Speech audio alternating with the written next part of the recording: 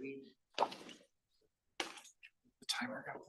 I know, and I think it's just, okay, well, we're just gonna go off this, right? I'll call to order, the September 16th, 2024.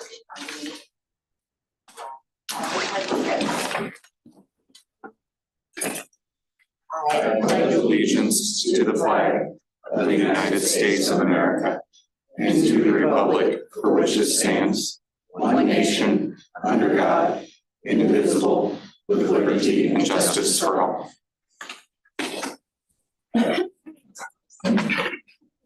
Becky, would you call the roll? Councilmember Richardson. Present. Beach. Here. Ray. Here. Selby. Here. Summers. Present. Armstrong. Here. Mayor Erickson. Present. Moving on, we have a couple special recognitions this evening. We're gonna start with the big one, and it's probably because he's talking in the back row, but happy birthday to Chief Chia.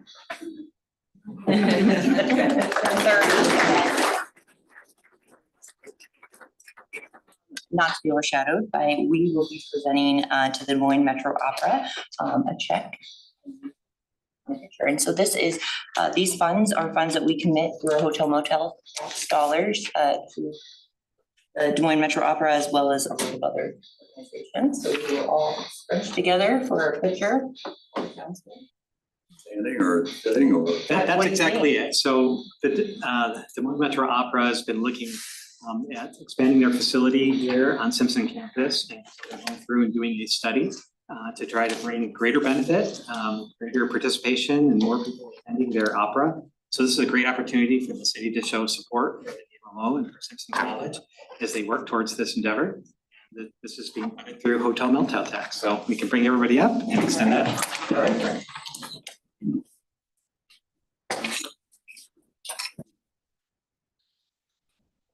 All people in the back? We That's really fine. dressed up for the occasion. I like to see. Yeah, that's right, you did. Think about it. See, I'm gonna stand next Everybody to. can come right between the two. Oh, okay. That is such a great Between spot to be. the three of you, you can hold And that. we'll just crop out the lace, right, Aaron? Look at that, you're all balanced. Okay, fine. All right. Righty, everyone look right here. 3, 2, 1. Couple more. 3, 2, 1. Thank you. Thank you.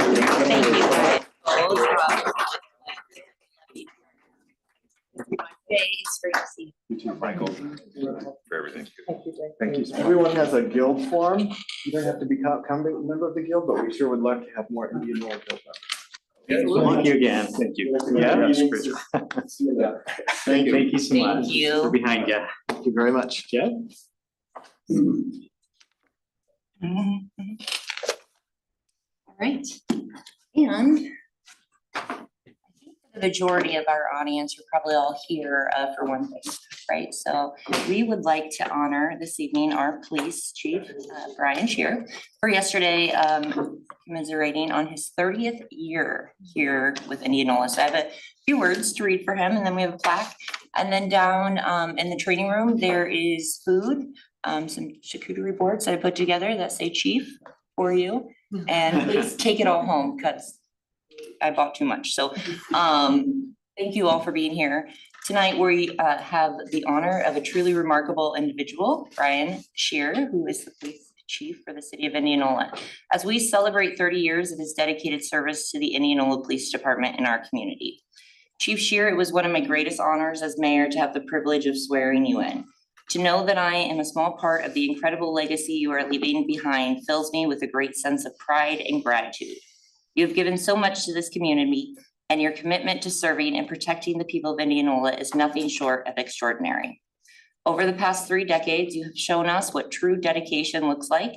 Your tireless work, your steady leadership, and your genuine care for the well-being of every resident has strengthened the bonds that hold this community together. You have faced challenges with grace and courage, always putting the safety and needs of our community first. You've led the police department with a spirit of innovation and commitment to excellence, creating a culture that values integrity, respect, and a deep connection with the people you serve. Your work has gone beyond just enforcing the law. It has been about building trust, fostering relationships, and ensuring that every member of this community feels seen, heard, and protected. Chief Shear, your impact on Indianola is insurmountable. You've touched countless lives through your service, and your leadership has made the city a better, safer place for everyone. Your legacy will continue to inspire those who come after you, reminding us all of what it means to truly serve with a heart and integrity. On behalf of the city of Indianola, thank you for your unwavering dedication and everything you do every day for our community. We're so fortunate to have had you at the helm, guiding us with your wisdom and your unwavering commitment to making Indianola the best it can be.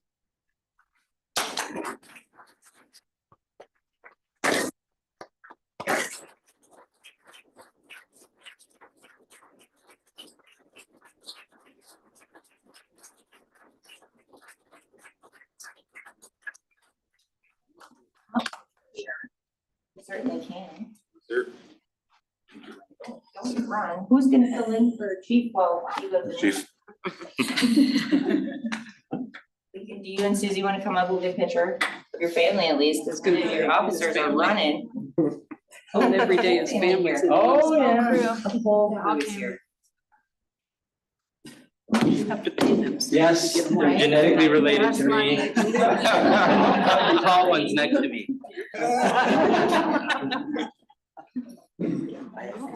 Okay, Hunter, I guess we're. I'm here now.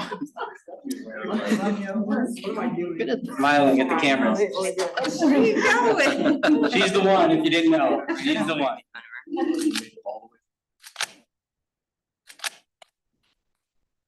Pins out. Susie. He's kind. These are the ones you took like. Ryan.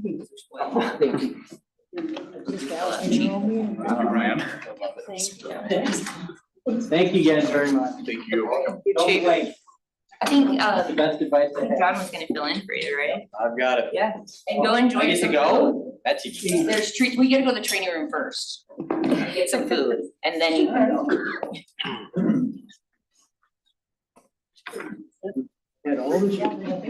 Yeah, sorry. Hey, thank you guys. Pretty much cooler in here, get some people out. And everyone in the audience is free to go down too if you want, there's lots of food down there, so. Audience and council, You're rolling. let's make it quick, guys. We will move on to public comment. I have one form here, and if there's anyone in the audience, we will take your comment after the speaker, and that is Nicole Duncan Lutheran, if you wanna come forward.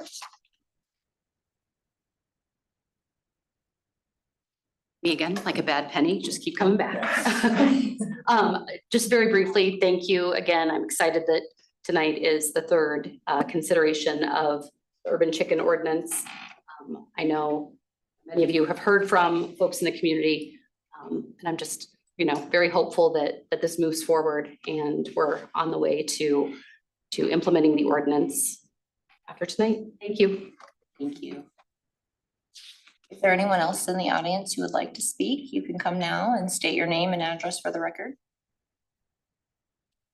All right, seeing none, move on to the consent agenda. Are there any items that need to be pulled from the consent agenda?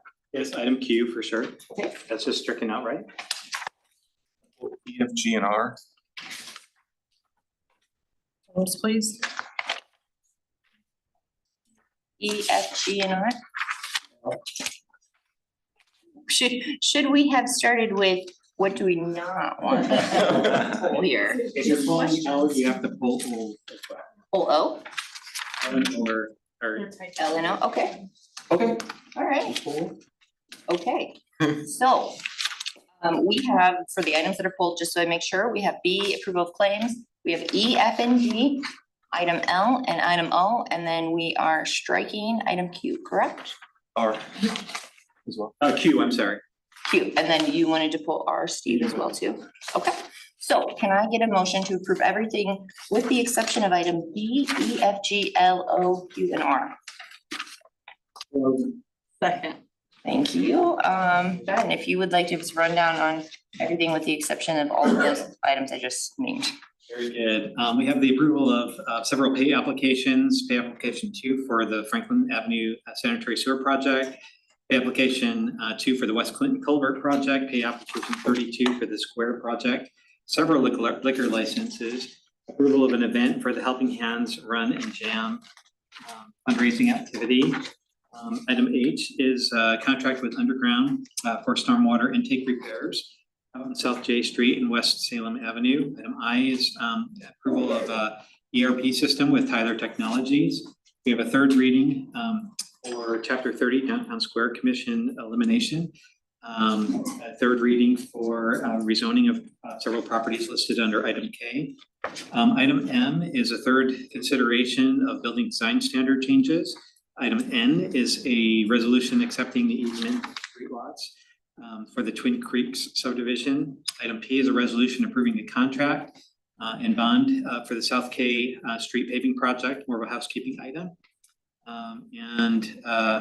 Item S is urban revitalization designation, write-offs for the state set-off program, and item T, and a resolution for salaries.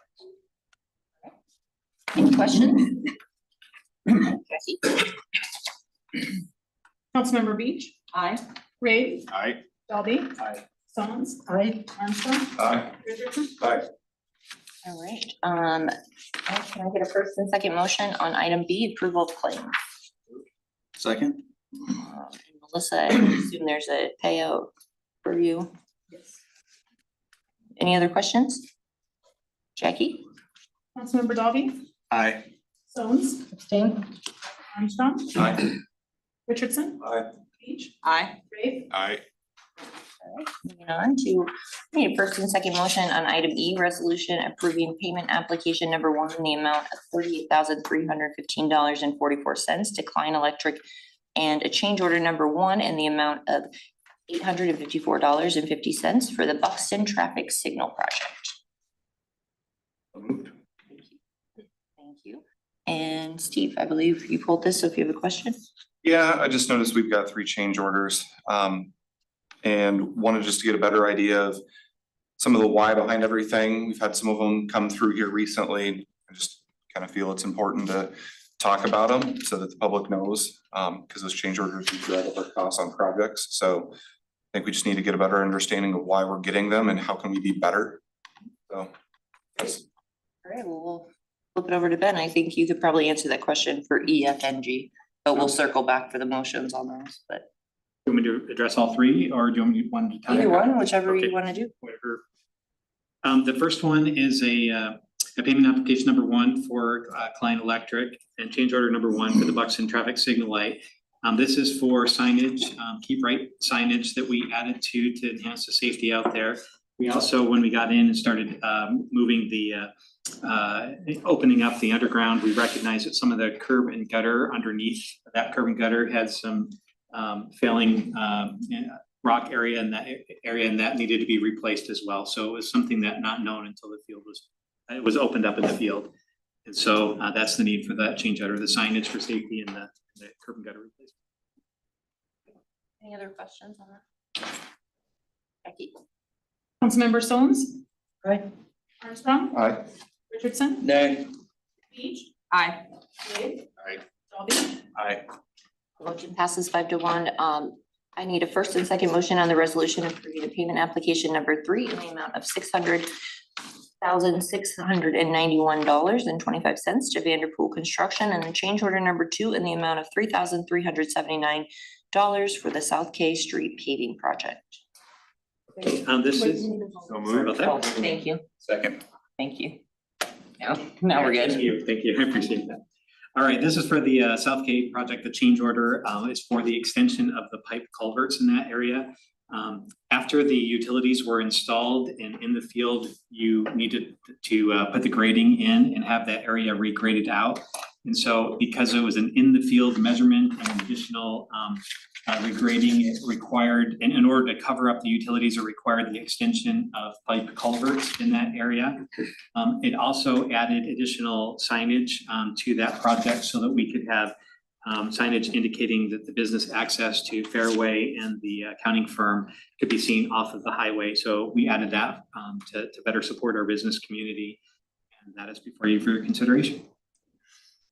I think that one of the things that we need to keep track of and is the fact that we need to get better at this. I think whether it's the our side or whether it's other things that are coming up in the field that the contractor's uncovering or whatever the case is, I understand those things and I understand some of the other things that are happening too. But I got to be honest with you, I think as a city, one of the things that I think we've come a ways on this simply because we're starting to question some of these from time to time. And maybe we are seeing some negotiations or some things that are taking place in the field. And so we don't see a change order for some reasons, but I still think we can get better at this.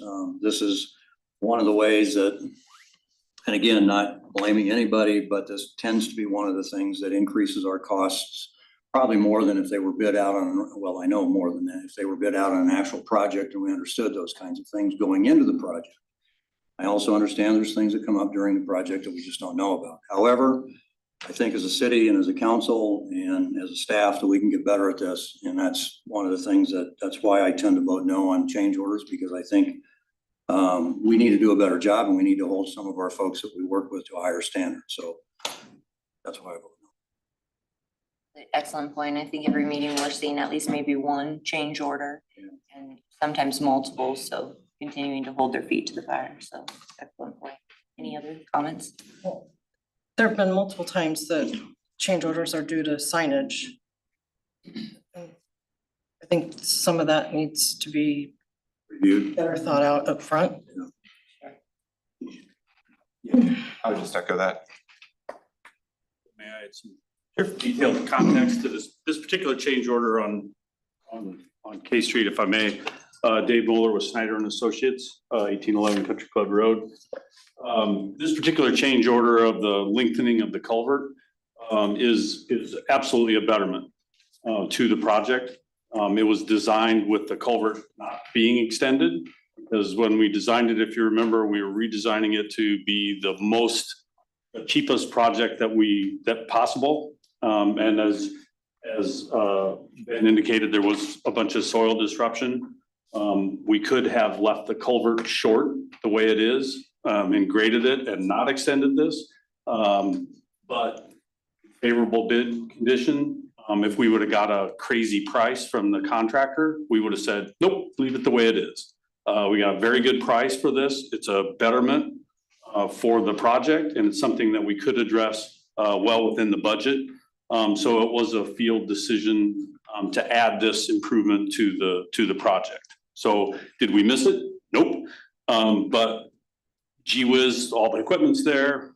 We got a really competitive price. We didn't pay a premium, which I know is a concern for change orders when you get into those situations where you're trying to change on the fly or you have to make an adaptation. Sometimes you get a premium price. If we would have gotten a premium price for this, we would have declined to exercise that addition to the project.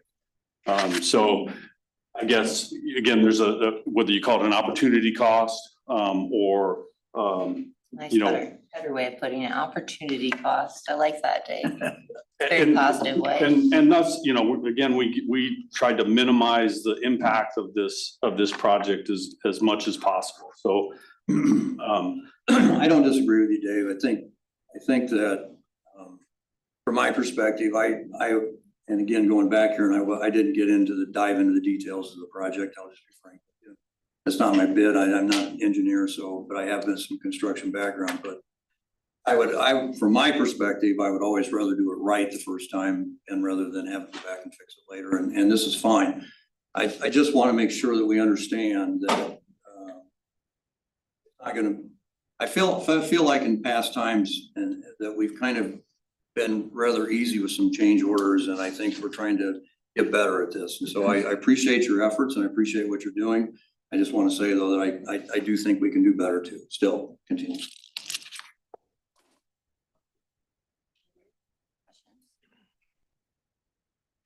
Jackie? Councilmember Dalby? Aye. Sones? Aye. Armstrong? Aye. Richardson? Nay. Beach? Aye. Ray?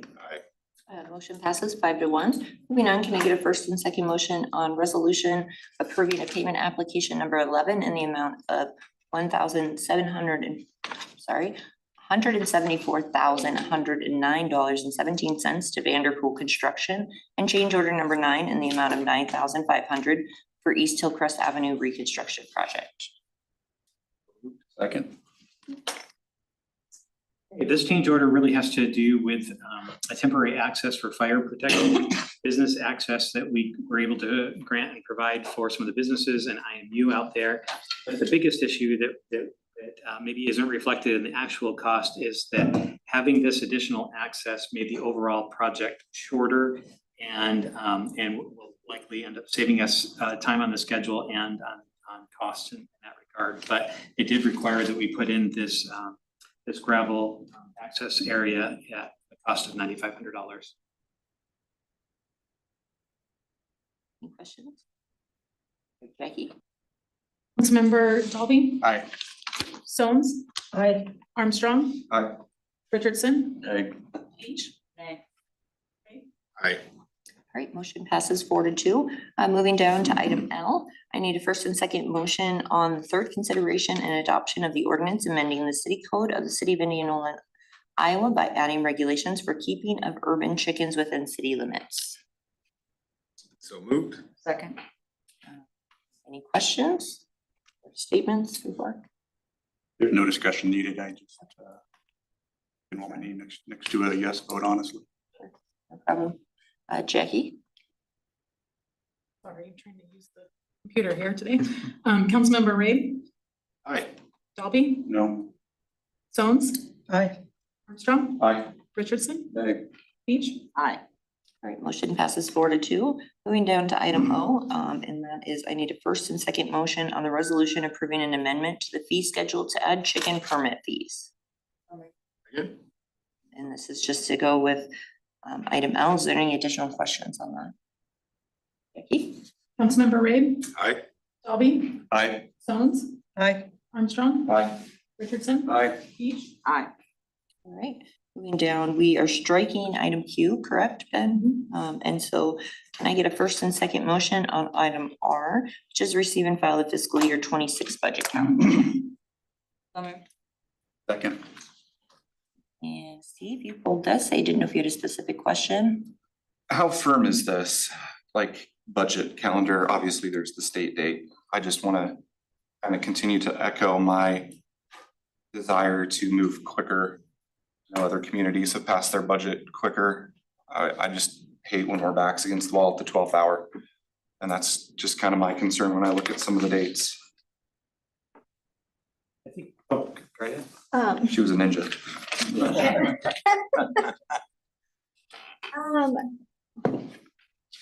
Well, revenues can always be adjusted up until the very last minute because we'll be getting those in periodically. But we are preparing and planning this well in advance of that it actually needs to be submitted to the state.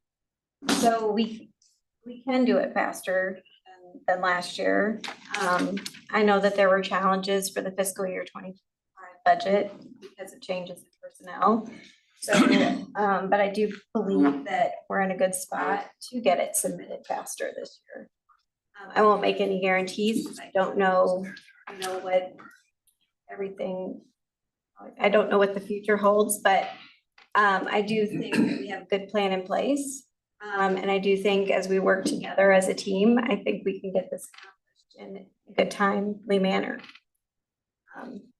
I hope that provides you some hope for the future.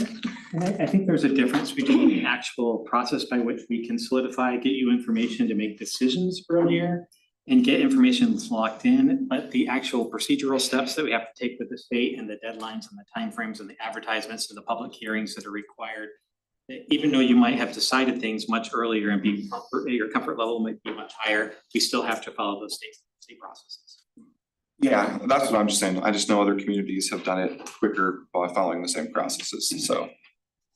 That's why it's my thing, I hate when our back's against the wall at the 12th hour and we're trying to make a decision at the last minute. Yeah. So. I think we're Just gonna keep talking. redefining that and looking at this calendar with two separate council retreat dates, one with department heads, one without. And that's a little bit different than how we worked that previously. So maybe that will help that we're gonna take some lessons learned from last year. We have a, I like hearing that we're in a better spot though, too, so nice job. Yeah. Love those calendar invites already too, so. Huh? I love the calendar invites already too. Oh, well, yeah. Might as well get it out early. I guess it still would be nice to have that 21st on council meeting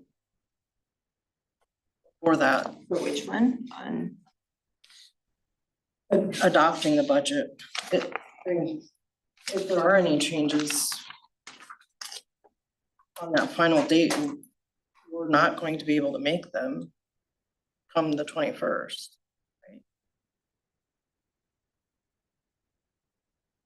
once we publish it, is that what you're asking? Right. So we'll publish the budget notice with the details, so it would be after April 8th, we couldn't, once we publish it, correct? We would not make any substantial changes. And You can't increase any expenses. Yeah, we can only No. decrease. I would say anything past January, well, past technically, they set the property tax public hearing, past March. We can change those dates if things are decided earlier.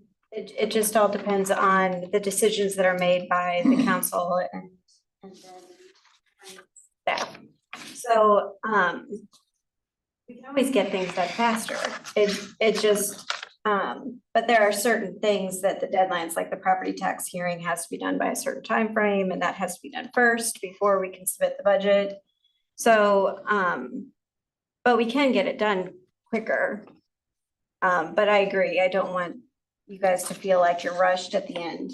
Am I reading your dates right, that we should be through all those decisions much sooner than last year, right? And I think just the April dates we're keeping because those are the maximum dates that you absolutely Yeah, have we to should- have them done. if we follow the calendar and the path you've laid out here, I mean, we should have the budget done and wrapped well before those meetings. Had multiple meetings and time to review it, and then it's, That's the absolute last days that you can have it submitted to the state. theory, we should not be hopefully talking about budget changes in the month of April, because we have it all. That's the hope, yes. If we follow the path you laid out for us. Yes. And there's a dependence on the valuations for the county. I don't know if last year, you weren't here yet, Roxanne, but Mm-mm. 2 years ago, they were very delayed. I don't know if they were delayed again last year. I think 3 years ago, we got wrong information that we had to correct, so we're really dependent on that, on getting that information from the county. And a lot of that's dependent on what happens at the state legislature. And that's why the county was delayed, is because of changes that impacted them, and they. But I hear you, and I think that we're gonna work on the process to engage us sooner. I get it. I like the point though. Mhm. Is the question, I mean, the change in ERP system going to impact our budget process at all? It may make it a little bit more smooth with more reporting But not for this year. yeah, it's gonna take us a while to implement it. No problem. I don't think you're gonna get very far away though. No, probably not. All right, Jackie. Councilmember Rabe, Aye. Dolby, Aye. Stones, Aye. Armstrong, Aye. Richardson. Aye. Aye. Motion passes 6-0. Moving down to council reports. Are there any council committee reports? That's Councilmember Richardson, we'll start with you and work our way through the table. No, just that I know that Melissa, myself, Roxanne, and Bill, Nettie are gonna be at the League of Cities annual conference starting, well, I'll be there tomorrow. Melissa and Bill get there Wednesday. And then, one of the things too, on October 3rd, I know we have this thing with the groundbreaking on the solar here, but also that's, this September 25th. I'm not gonna be able to make that either due to a couple things, but on October 3rd, I'll be attending the Des Moines Partnership Summit, Legislative Summit. The State Fairgrounds, and all day of that. Christina, anything? Not much. Ben and I had a meeting last week with the library board and the Friends of the Library and Michelle to just kind of start discussions for 30 and get them brought along with what the next steps are so that they're understanding where we're moving as we continue to figure it out. Anybody on this side of the table? Landfill Wednesday. Filling in, I know, filling in for Councilmember Richardson on Thursday, right? It was Thursday. Yeah, Thursday. It's on a calendar Yeah, in front of me for a partnership meeting. that's the legislative policy. All right. Downtown Main Street, the forum is Tuesday night. There is a public open house at 5:30 at Salem Connection on tomorrow evening. And there will be several meetings going on as they're doing 2 days of training with Main Street, Iowa state delegation. All right. Okay, any other report? Being none, can I get a first and second motion to receive and file the August 2024 treasurer's report? Second.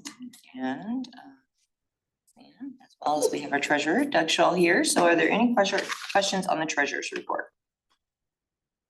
Roxanne, I assume that we get our tax payments come in at the end of this month or September? In September, do they come in or at the end of October?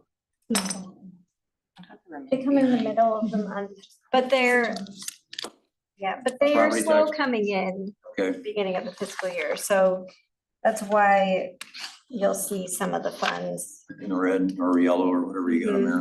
Yeah, well, yeah, I put them in yellow this time. And we didn't receive any funds in August. I think very small amount in July. But the Just bigger, got the notification for September. bigger part comes after the property taxes are due, is that correct? And so I'm guessing that most of these funds should be pretty much close to black then. Well, two of the funds actually are property tax generated. The Fund 142, the Parks and Rec Special Revenue Fund, that's the one that will be reimbursed by the Hometown Pride grant that they're raising. Fund 340 and 353, that's the one that the source of revenue still has to be determined. If it's gonna be the revenue bond or something else, we still have to decide that. Fund 680, which is the IWC, I am closely monitoring that. And I have been working with Heather. We've been looking, I've been sending her reports as far as, how to help with that budget. So we'll see how we can help with that. And then Fund 860, that fund, which is facilities maintenance, that one has transfers going into it. And one of the funds that does transfer into it, which is IWC, and since that one's in the negative, I cannot transfer money into that fund. So it does look like a lot of funds are in the negative, but there is plans, once these funds are in the positive, to hopefully with the new ERP, there's a way maybe put some controls on those expenses to prevent them from going into the negative. So we don't have these issues, but it's just my opinion. Just overall, just so anybody watching or listening know, we're doing well. It's just we've got a few funds we gotta do. Well, overall, all of the funds, especially if you're looking at the treasurer report, even if there's a negative in one of the columns, if they're grouped in like the top section, it's as long as there is a positive balance overall, that grouping is okay. Right. As long as there's not a negative balance at the end of that grouping. So we're fine overall. It's just some of the funds are a little bit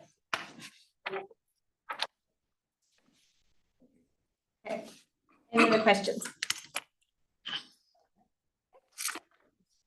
All those in favor, say aye. Aye. Opposed?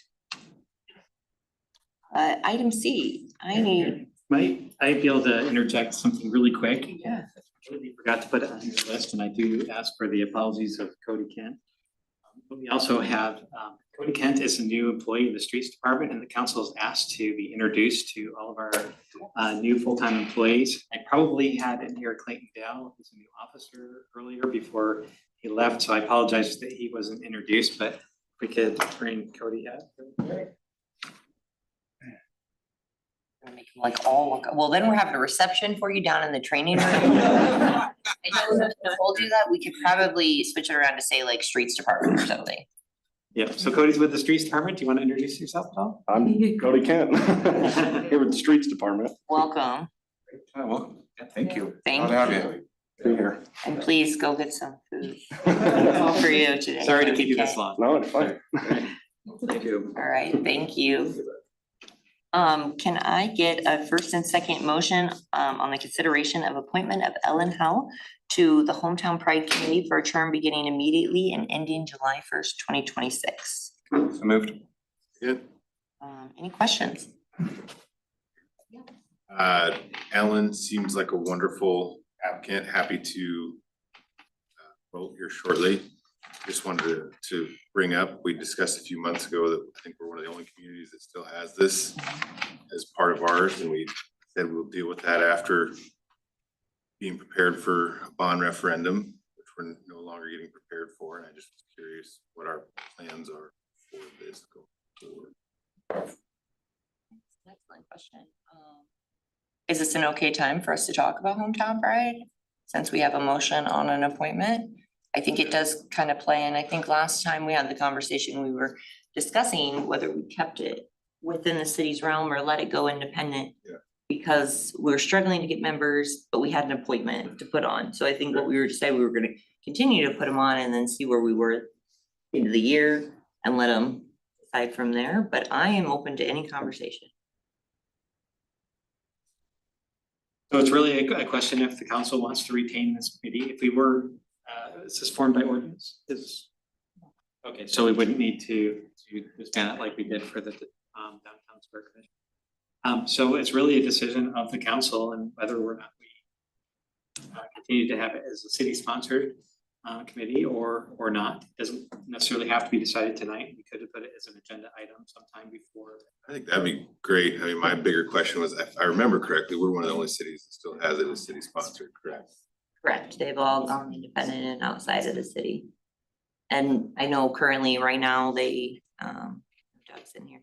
We don't have very many members, correct, Doug? I don't know what we get to come, unless I know you've gone to some meetings.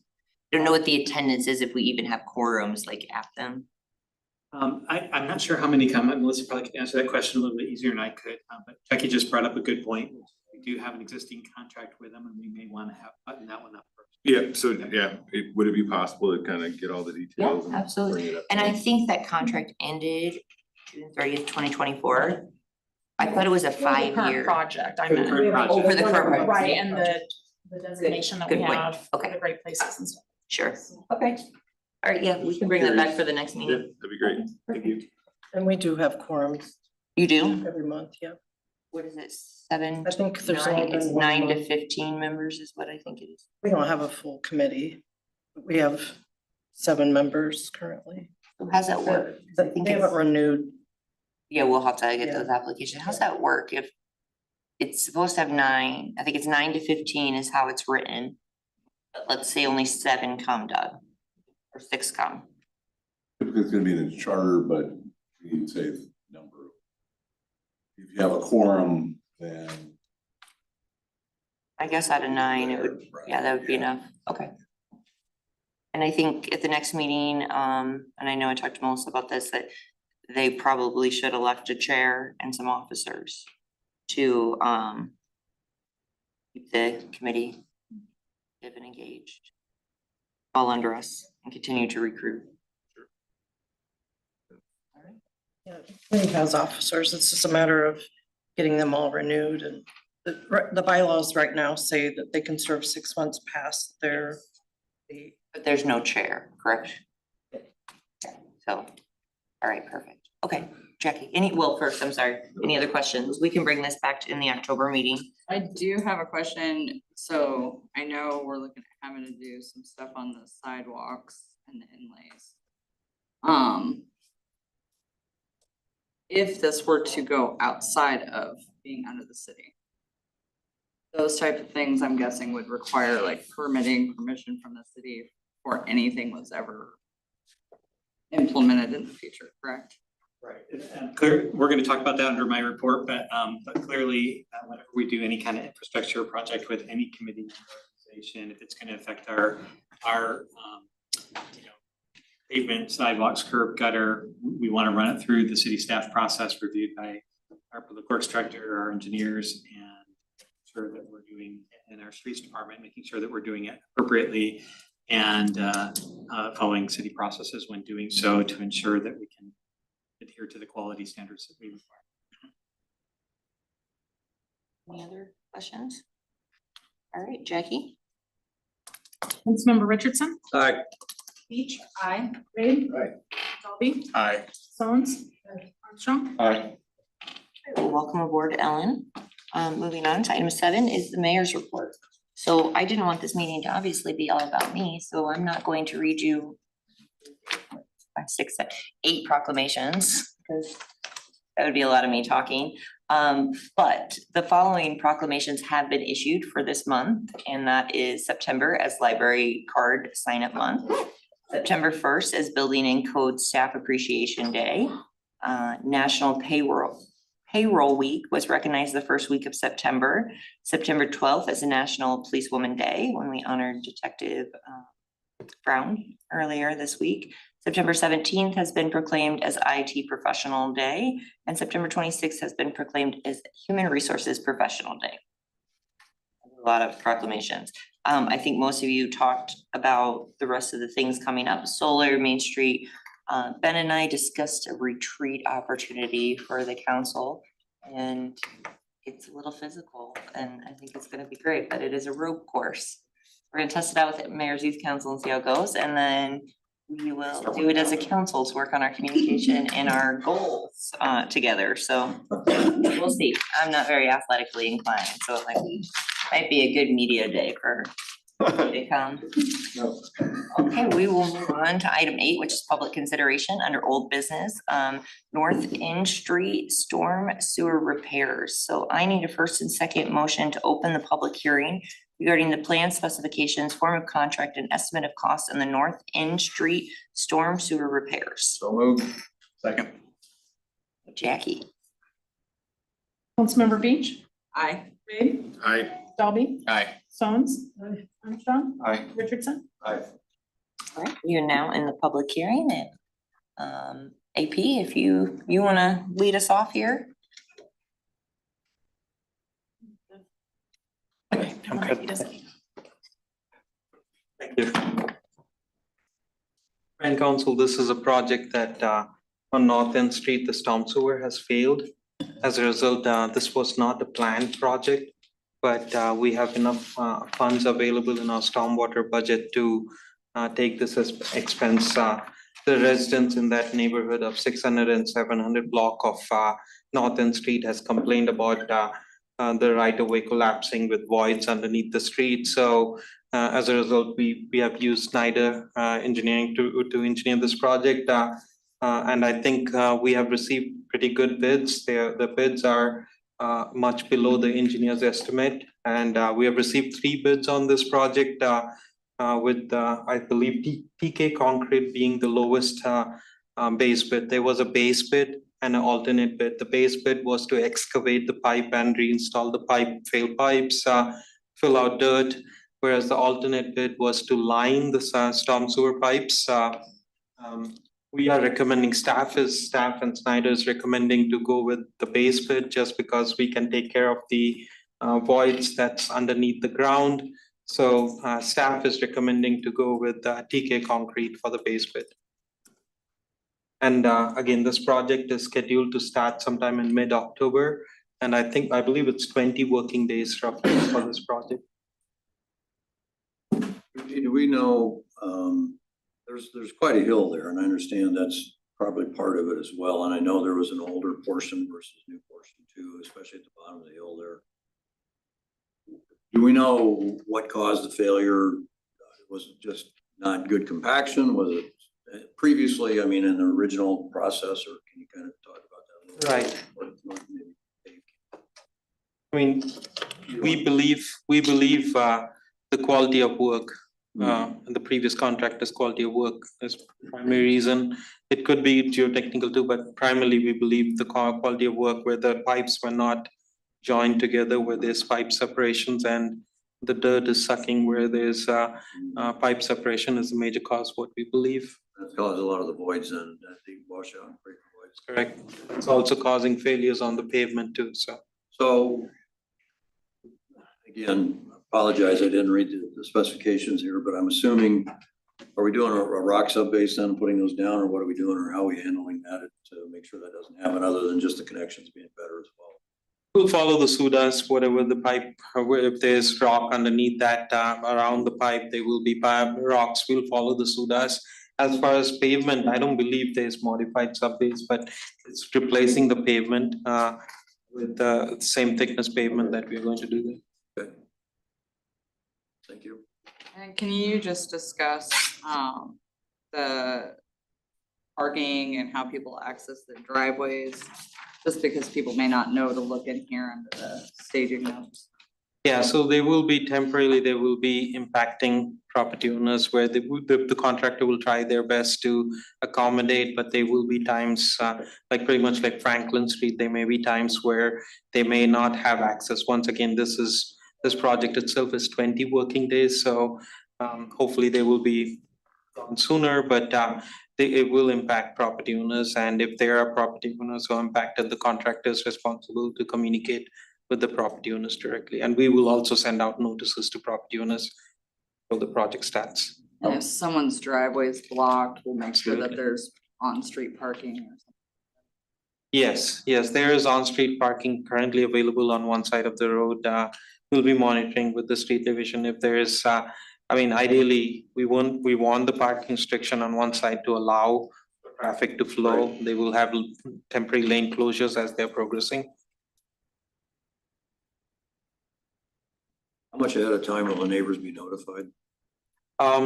Generally, we are planning to have a pre-construction meeting sometime this week, I believe. With the neighbors? With Just the pre-construction? contractor, we Okay. will know the exact timeline. The contract requires a starting date of October 14th, I believe. But once we know the start date, we have not yet been given a notice of award. We still have to execute the contract. The mayor has to sign the contract once it's executed, and we'll know when the project will start. So I get you. Thank you. Other questions for AP? Is there anyone in the public or in the audience who would like to speak on this specific project? All right, seeing none, can I get a motion and a second to close out of the public hearing? So move. Jackie? Councilmember Beach, Aye. Rabe, Aye. Dalby, Aye. Sones, Aye. Armstrong, Aye. Richardson. Aye. Can I get a first and second motion on a resolution approving the plan specification, form of contract and estimate of the cost of the North End Street storm sewer repairs? Moved. Second. Any other questions? Becky? Councilmember Sones, Aye. Armstrong, Aye. Richardson, Aye. Beach, Aye. Rabe. Aye. Dalby. Aye. Motion passes 6-0. Moving on to item C. Can I get a first and second motion on the resolution awarding the contract to TK Concrete Incorporated for the North End Street storm sewer repairs project? So moved. Councilmember Sones, Aye. Armstrong, Aye. Richardson, Aye. Beach, Aye. Rabe. Aye. Dalby. Aye. All right, moving on to item 2, and that's the West Clinton Avenue reconstruction project. Can I get a first and second motion to open the public hearing regarding the West Clinton Avenue reconstruction project? Second. Jackie? Councilmember Richardson, Aye. Beach, Aye. Ray, Aye. Dalby, Aye. Sons, Aye. Armstrong. Aye.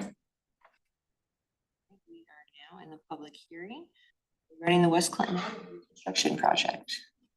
UAP, or is this Ben?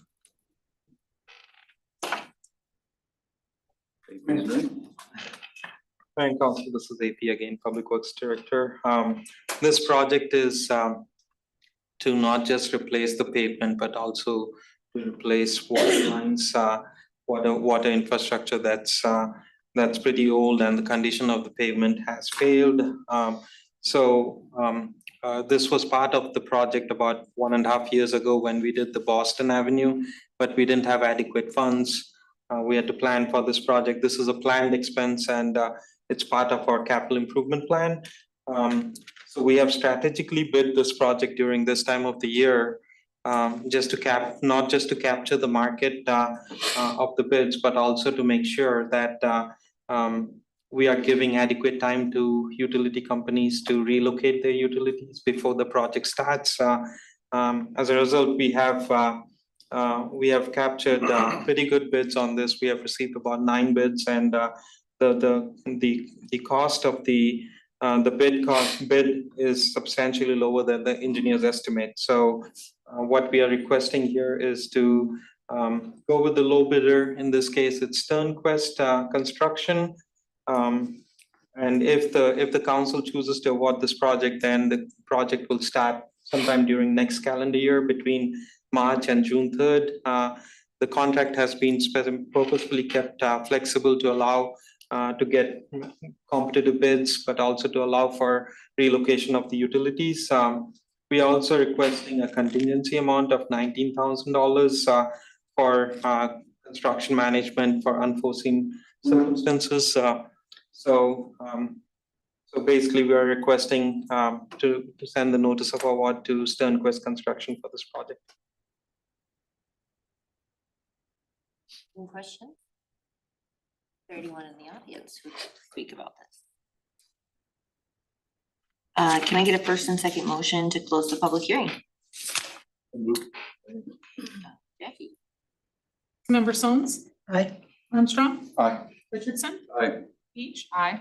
Ray, Aye. Dalby, Aye. Can I get a first and second motion on the resolution approving the plan specification, form of contract, and estimate of the cost for the West Clinton Avenue reconstruction project? So moved. Second. Any other questions? Just a comment. We've got a couple of bids here tonight that obviously came in very favorable, and that's nice. Thanks to AP and his team and Dave and everybody else for their work on this. And I think my numbers are right, it's somewhere around 158,000 we're saving on this particular project. We did the same on K Street. We're seeing a lot of those kinds of things come in right now, so it's really been very nice. Thanks to bidders too. Yeah. Absolutely, and keeping it local, so we like that. Okay, Jackie? Councilmember Dalby, Aye. Sons, Aye. Armstrong, Aye. Richardson, Aye. Beach, Aye. Ray, Aye. And item C, can I get a first and second motion on the resolution awarding the contract to Sternquest Construction for the West Clinton Avenue reconstruction project? So moved. Second. Jackie? Councilmember Beach, Aye. Ray, Aye. Dalby, Aye. Sons, Aye. Armstrong, Aye. Richardson. Aye.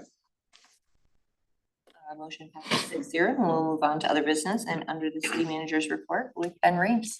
Sounds good. I'll try to keep it short because I know a lot of people here in the room are excited to hear the report that's coming up in our study session. The one question I did have for the council, and I indicated this in my weekly report, is the Water on Buxton project. I do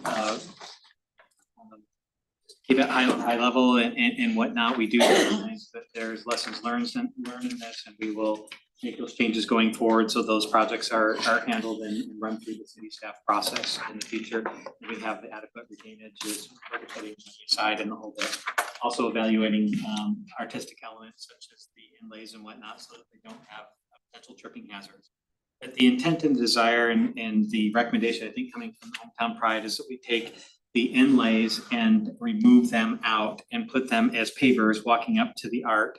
You do need to work with individual property owners, but the city would be one of the major property owners, and I will need to work with the county on their property as we walk up to the art. And that takes them out of the sidewalks and the ADA access. The big concern out there is that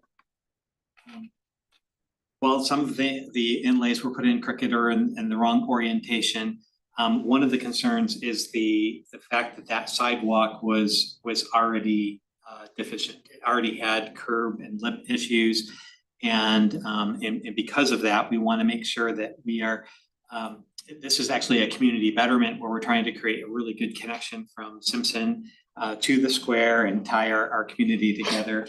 And yet we want to make sure that we're not taking those inlays out and replacing them with substandard concrete that has to try to match up to something that's already sunk.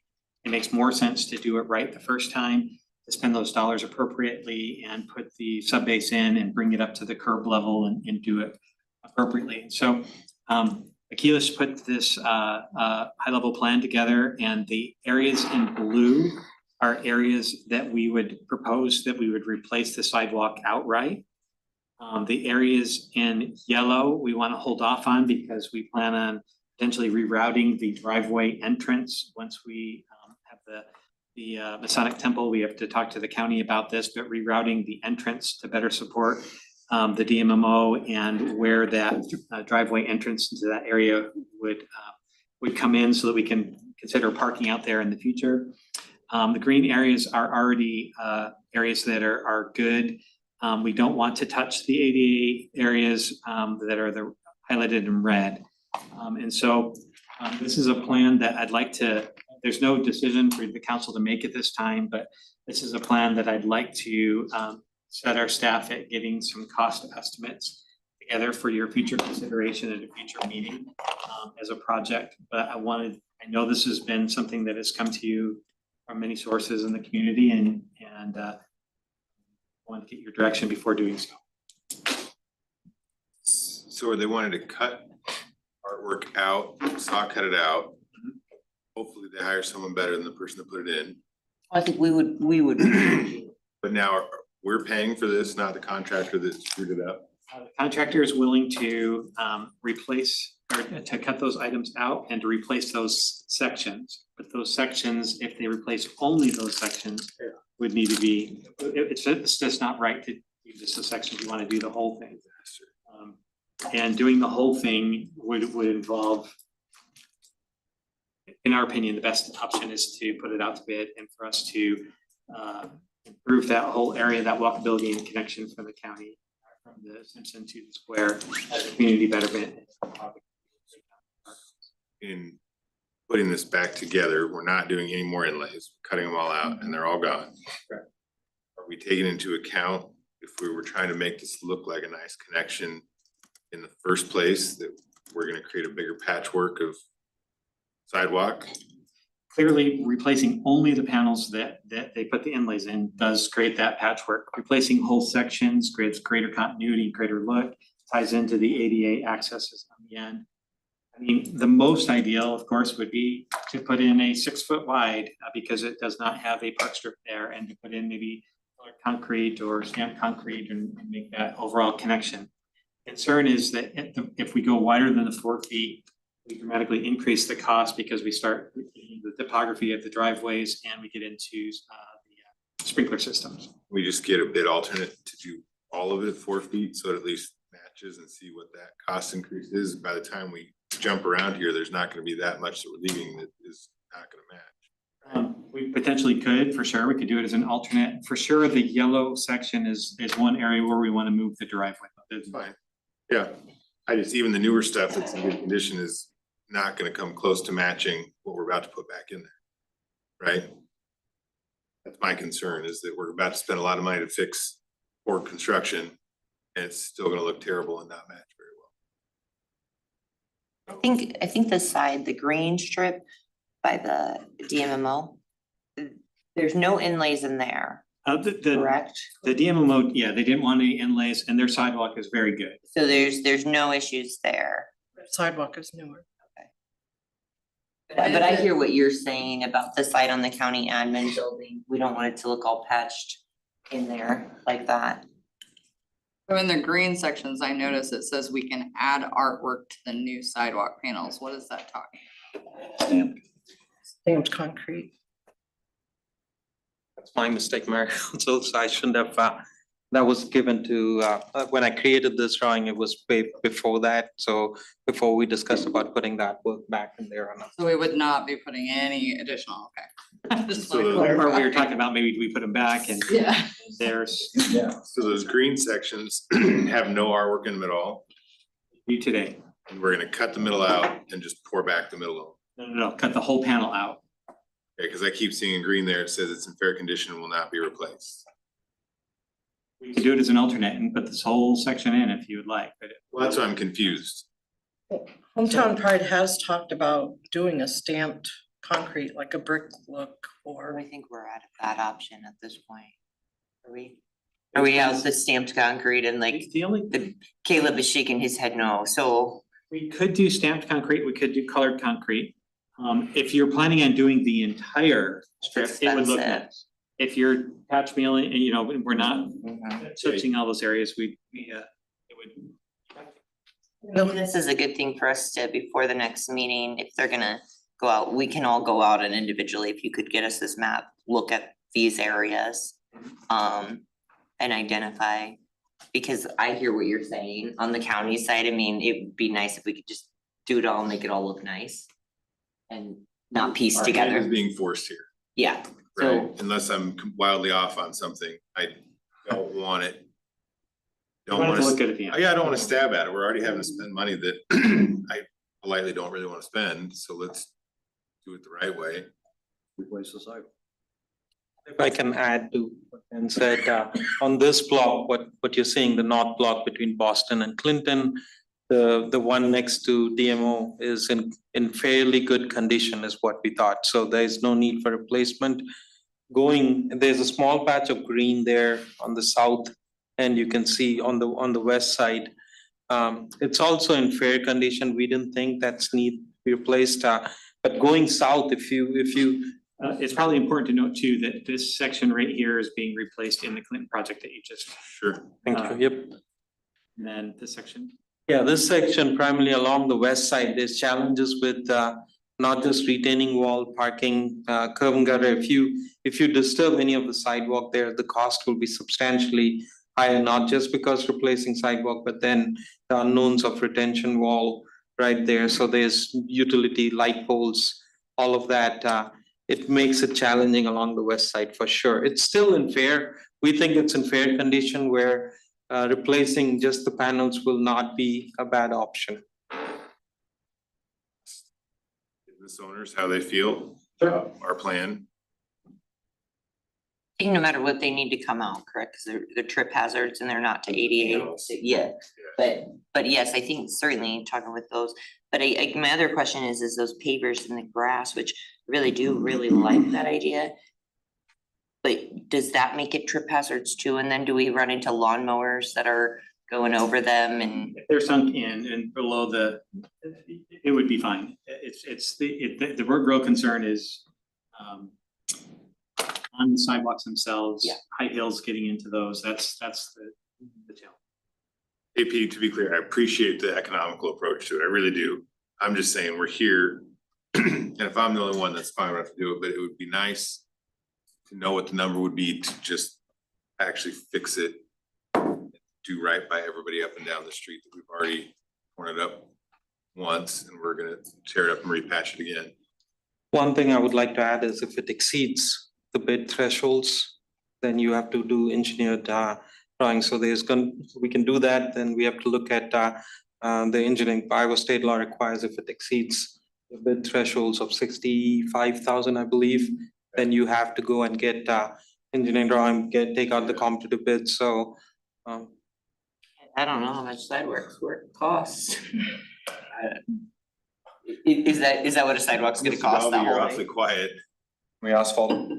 Well, and when would you expect the work to begin and to end? Because, I mean, obviously the hazard's there now and. Depends on how extensive the work and the bid thresholds and the financial policies that you have, because if we only need to get 3 bids, we can go out and get those 3, or we can go off some of the bidding that we just did.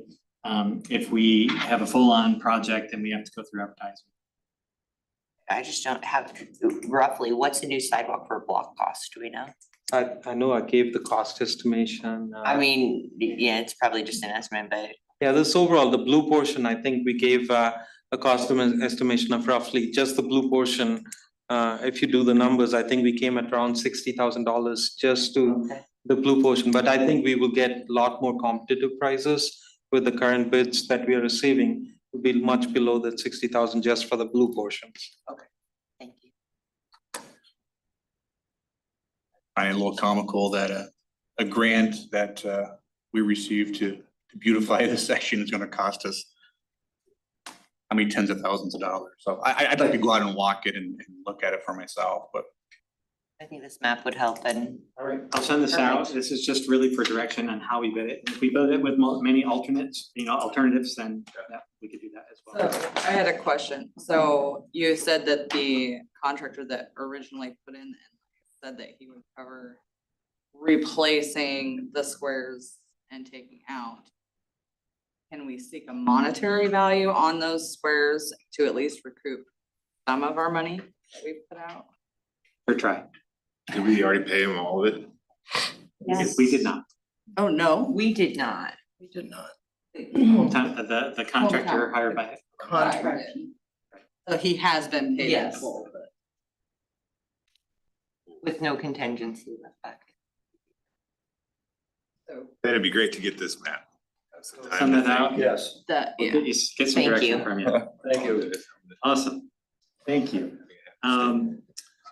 I will be out of the office next week at the ICMA conference. And the mayor had already talked about, talking to you about putting a council retreat together, because I know several of the council members asked about that.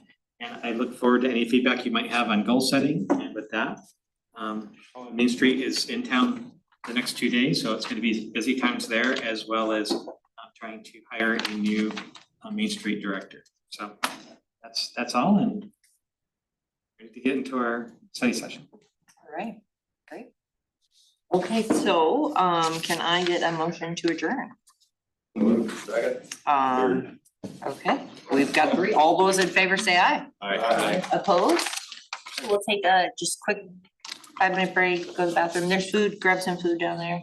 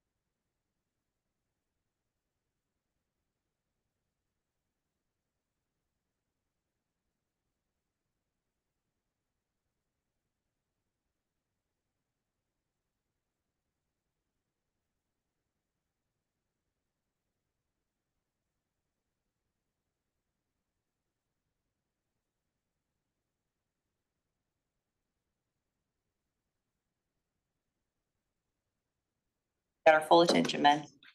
Okay, Now we'll in call- study session. Study session.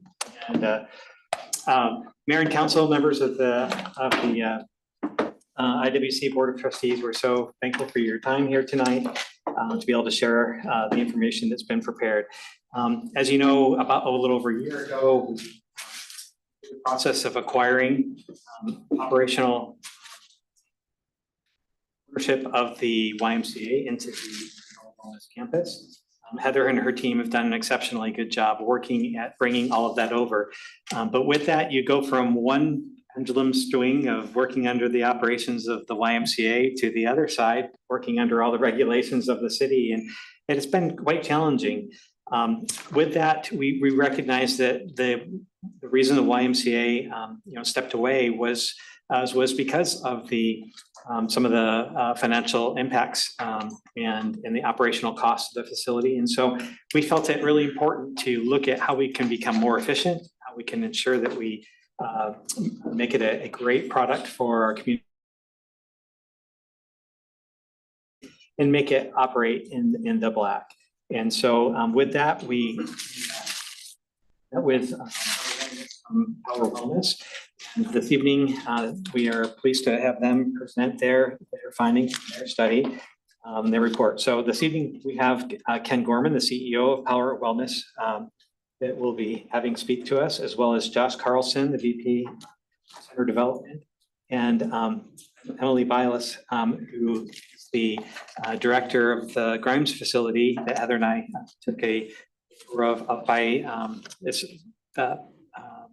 Mercy One building over on University, and the facility that they run there, and how well run that facility is.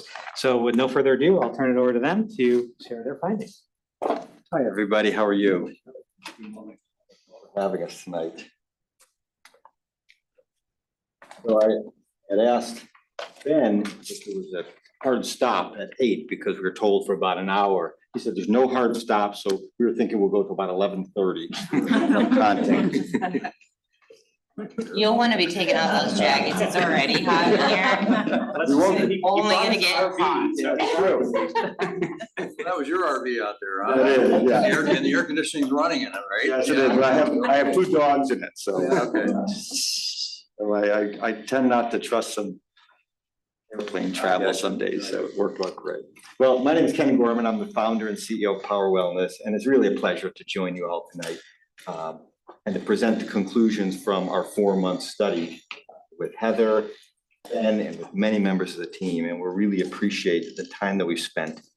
I founded Power Wellness 25 years ago with a goal to help institutions, mainly municipalities, hospitals, and universities improve population health through their fitness and wellness centers. Today, we employ over 2,000 team members in 16 states. We serve over 100,000 members a day in these centers, taking care of employees of those locations, the community members of those locations, and many other businesses as well. In a few minutes, you'll hear from Emily Bialas, who manages a 65,000 square foot center in West Des Moines and Clive for Mercy One. We also provide industry-leading consulting services, and we serve about 6 to 8 select clients every year, like Indianola, who are looking to truly transform their operations. Got a lot of great input from the staff here. Josh is going to do some thank yous in just a minute, but we appreciate, we couldn't have done the work without the hard work of the staff that was involved, countless reports, many interviews that we held, surveys that were done. There's a lot of input, and we asked for a lot of information, and we recognize that with the transition from the Y, there was a lot of disparate information, but the team pulled it together and we're fantastic. With that, I'd like to introduce Josh and Emily, and then I'll continue on with the presentation.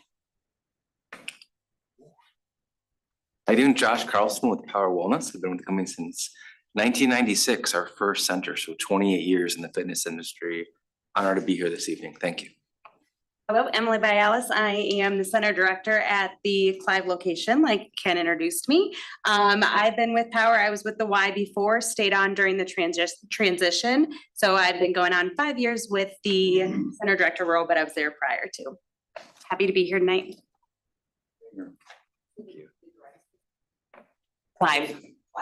that was the YMCA previously. Yes, we were the Healthy Living Center in Clive location.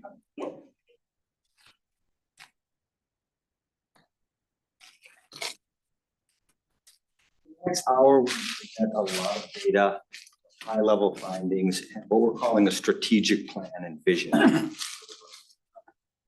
We've got 45 minutes material to cover, and asked us to save about 15 minutes at the end for Q&A. In short, we're going to try to address what's going well, what needs to change, what can you expect.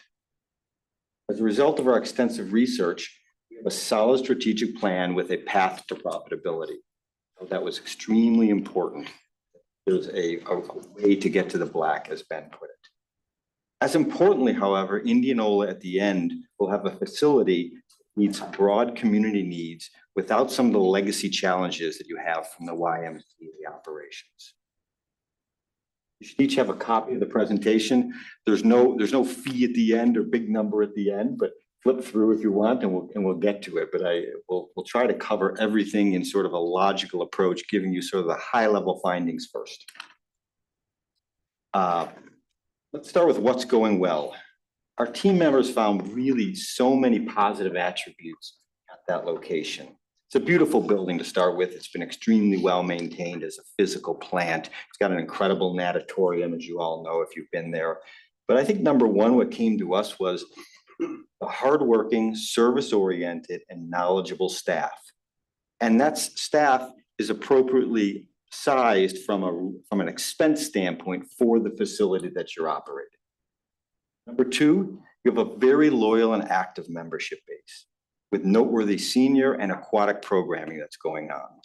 We chatted a little bit about how busy the natatorium was, and I tried to reframe for Heather a little bit that that's actually a high-class problem because you have a lot invested in that natatorium, and to see it used by 3 swim teams with lessons and all the group activity that's going on there, it's really terrific. We don't see that all the time. Also, you have robust amenities that are very well maintained, and it's exceptionally clean. You should be extremely proud of how well that building is maintained. All these positive attributes are reflected in a customer loyalty score that's good. We use the Net Promoter Score system. I'm not going to go into a lot of detail what that is. In that system, a 49% is ranked good. So there are a lot of promoters that we got from the member survey that we did. So what needs to change? Well, we cannot continue to operate at a $400,000 subsidy from the city. Also, you have the space and you have the amenities to reach a larger demographic, more diverse demographic membership base. And we want to make sure that strategies are in place to grow the membership and use more of the facility. Finally, there must be some changes to some of the outmoded equipment. Some of the original fitness equipment dates back from when the building opened. Some of it's traded out. There's a lot newer equipment that's on the market, and we have some plans of how it could be financed or leased to get to that point. It also needs new technologies. We're working on very dated technology, not the hardware, the software systems aren't really best in class to run this facility. Also, it needs to be a real concerted efforts for targeted marketing. We'll talk about that in a few minutes. And as a result of the strategic plan we're going to walk through, you're going to have a self-sustaining facility in about 24 months. There's no magic button here. Right? There's no easy button, as they like to say. It's going to take hard work. It's going to take organic. It's going to take a lot of communication and change. But absolutely is possible. Secondly, you're going to have programming that addresses the needs of youth, millennials, Gen X, boomers, and seniors. And they all live in your market. Today, you have a predominance of some seniors in there and some other demographics. We want to see that all balanced out, and we're going to do that through changes in programming. And finally, we want to build on the engaged, trained, and supported staff that you already have there. They're doing their jobs really well. They're working very hard at what they're doing, but there needs to be some strategy overlaid to make sure that we can get to the next level. I'm going to turn the presentation over to Josh and Emily to show you how we're going to get this done. Thank you, Ken. See some familiar faces. So first of all, just wanted to thank everyone for the opportunity to conduct an operational assessment here in Indianola, Iowa. Very welcoming. We had 4 or 5 team members come down on 2 separate trips. So thank you. Pleasure to share our findings this evening. Community pride, that's the first thing that I noticed when I was here with our team. A lot to be proud of. The center does have a huge impact on the quality of life, improving population health in the community that we serve. So I applaud everyone in this room that had anything to do with building the center. It's a true asset, gem in the community. So thank you for that. Special shout out to Ben and Heather. While we were down here this summer, brought some crazy weather when we came down. So weather, we had the RAGBRAI bike race, the National Balloon Classic. You're busy winning awards this summer. So all this going on in your community on top of asking for probably 7 or 8 pages of documents, lists and lists of information. So before I get started, I just want to say thank you for that. Next slide here is just our strategic vision that Ken referred to. So 3 simple steps that's going to take a lot of work, but it's very clear. So number 1 is to refocus the current membership mix. We have a couple slides to share on there. Refresh fitness programming. So again, it's over a decade old, and there's some new cutting edge programs. The fitness industry has changed since coming out of COVID. So there's a lot of new classes and programs we'd like to share. Then again, everyone wants to achieve financial stability. So the stakeholder vendors, everyone that we met with, very clear on how can it be a self-sustaining facility. So 3 steps there. How are we going to do that? What is the roadmap? So everyone has their books there, but very clear, kind of data-driven marketing plan. So just want to thank Aaron that's back here, 2 or 3 phone calls with our team, sharing best practices, lessons learned, and agreeing of just having a plan, focus on those high-value memberships, work on programming versus discounts. Is number 1 is refocus that mix. So in your book here, there's some fancy pie charts and some numbers to explain the data, but that's the number 1 issue is the current membership mix and the dollars is why it's not sustainable today. Middle is that fitness programming. So I want to steal Emily's thunder here, but again, taking a lot of time to look at your programming, focus on it, align with current new members we want to attract, adding some special populations programming in the community that we serve. On the greater Des Moines area, there's 129 million people in this country that have a chronic disease. So again, those programs that can help on here, Parkinson's programs, MS programs that currently don't exist today. So that's how we refer medically integrated programming there. And then virtual as an option. Just an option there, so it's a rural area. Some people with the weather, couldn't make it to the center, but that's not an excuse if they can log on and take a class or do some coaching online that will help everyone reach their goals. So we're excited to share that with you.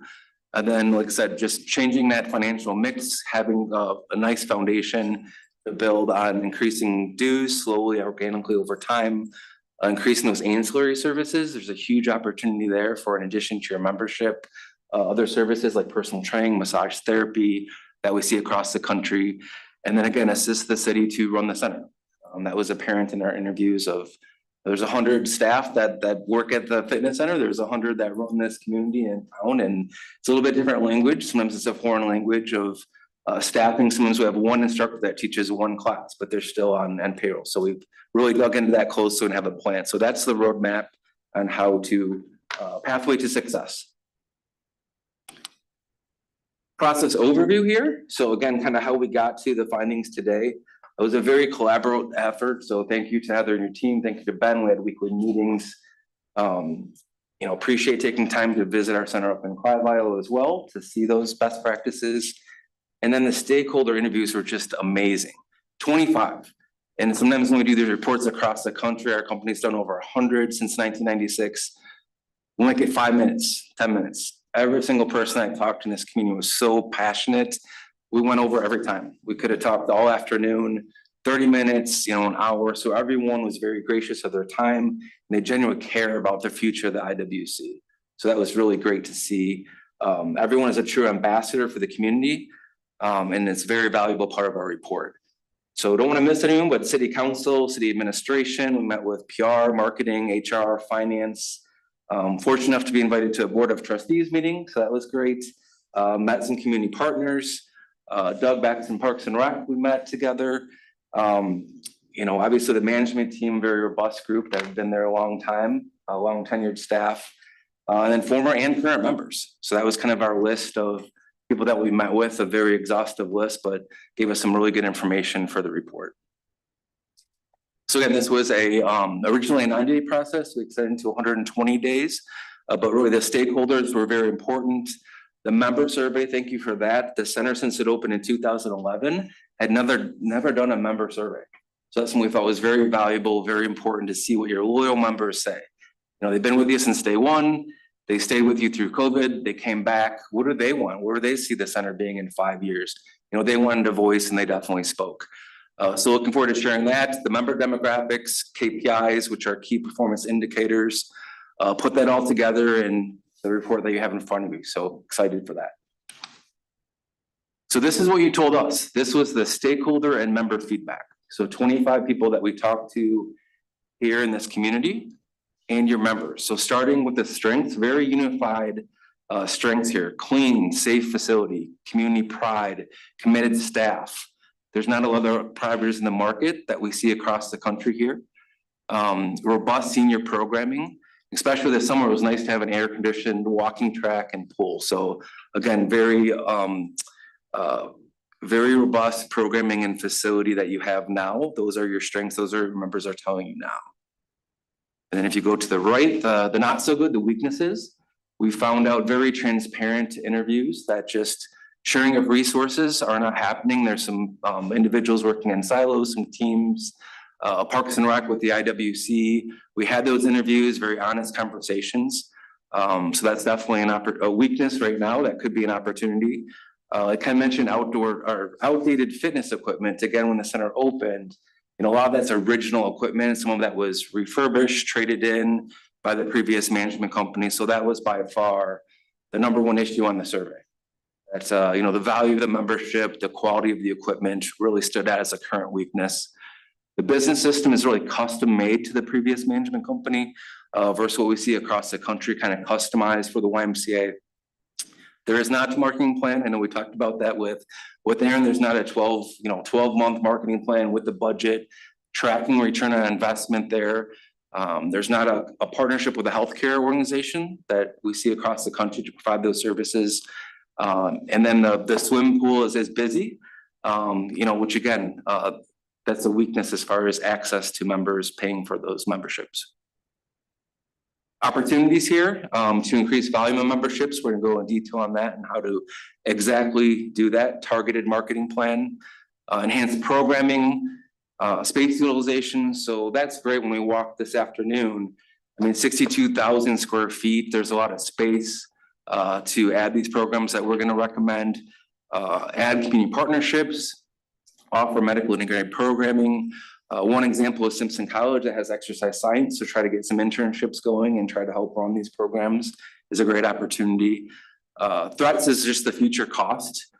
Fitness centers are expensive, and that continued support from the general fund, future capital needs, the discount memberships that we're gonna see in detail, the pool maintenance, staff safety training, the lifeguard requirement in the state of Iowa, as everyone knows, is robust and has a great team at the IWC. And then just the workforce, the recruitment, the management of the team, over 100 employees. So this is what you told us in the member survey and the stakeholder interviews. We sat down very carefully, very candid conversations, put this into a SWOT for you. Member survey. So again, thanks for allowing us to do that. Has never done before, but a lot to be proud of. The biggest thing, the biggest asset that members come back is the staff. The friendliness definitely was called out multiple times. Robust senior programming, staff commitment, the tenure of staff, and even as of this afternoon, we walked the locker room and just beautiful, clean locker room this afternoon. We talked about the areas of opportunity, fitness equipment. I mentioned the score. So that is one question. Would you recommend to a friend or colleague the IWC? That was a very good score in this category, benchmarked against other fitness centers across the country. The promoters are more the age group. We did break down, we're more seniors, so more seniors are promoting the program. The younger generations were really more passive or detractors, mainly because of the cutting edge program they want and the new equipment. So that's how the survey broke down there. Benchmark summary. So try to keep it very simple. Just basically the stoplight summary of 24 metrics that we looked at in 4 different buckets, benchmarked about other facilities across the country. I want to share that with you this evening. So the first bucket here is membership, the first category. So again, we're very proud of the retention. We have a lot of loyal members that have stayed with you that are very happy to be a member. Revenue per member is very low, that's why that's a red. And we talked about marketing. So in the middle, like I said, the center is, over 10 years old, there's some opportunity, but the yellow is kind of in the middle, total membership, the membership mix, utilization, member satisfaction, and the experience. So this slide will be backed up a little bit later in your deck with stats. So we'll show you real numbers, why the colors are those colors, but this is where we look at membership.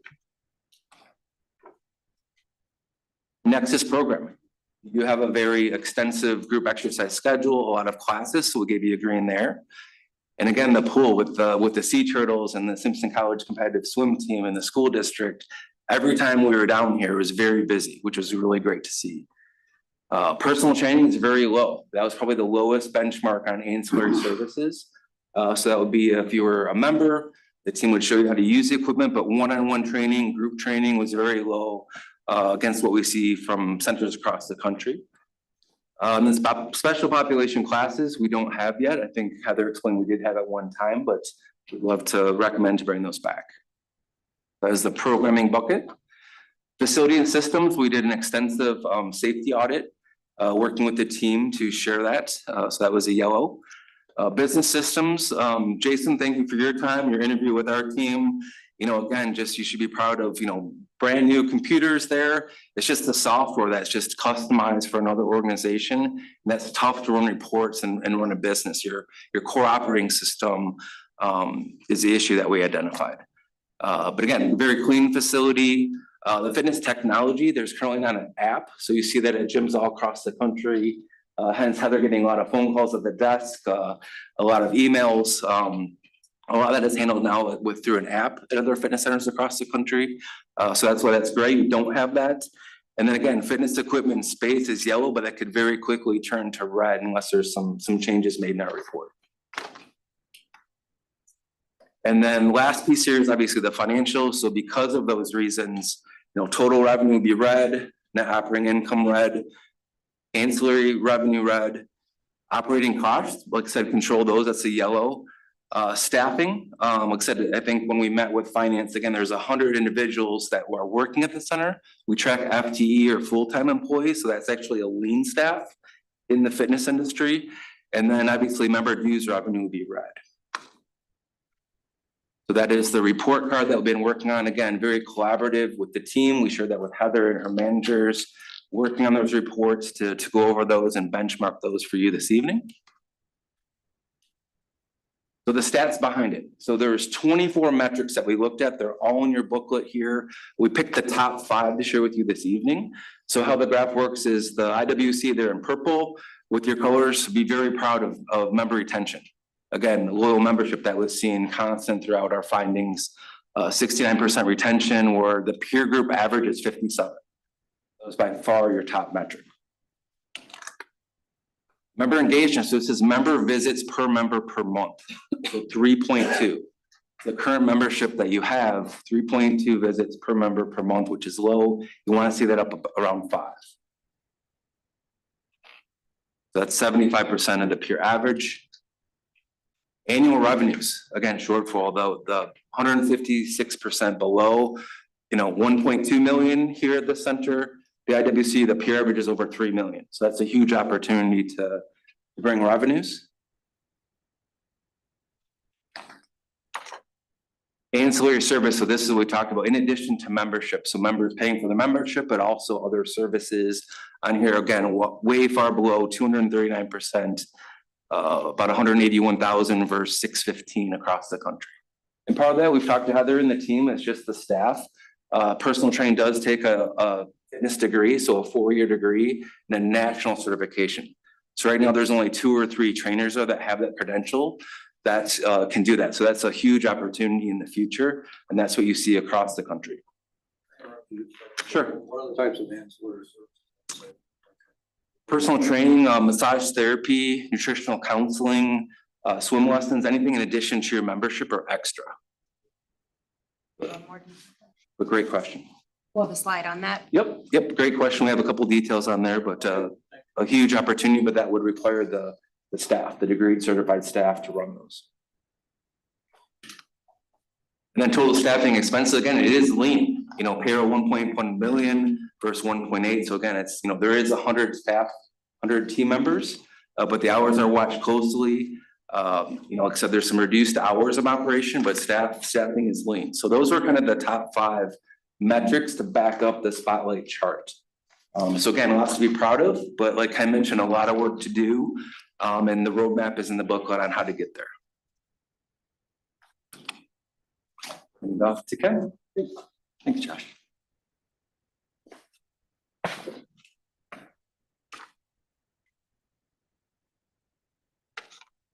There's a lot of data to cover, and there are many more KPIs that we'll be sharing in the book.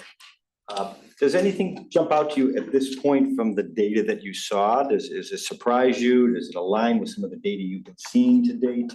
Or any surprises positively to the negative?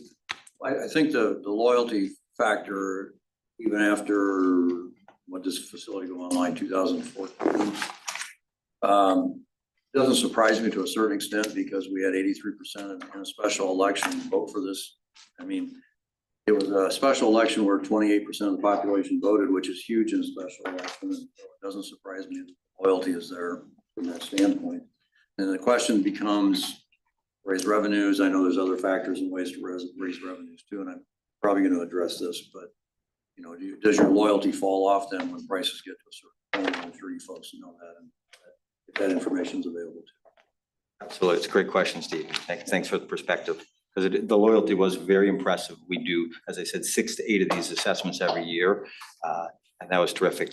We have many that when they do their first survey are well below that 49% that you saw earlier. You know, just to put in perspective, McDonald's, I think NPS is a 3, right? So they don't have a lot of promoters. Right. Talk about McDonald's, you know.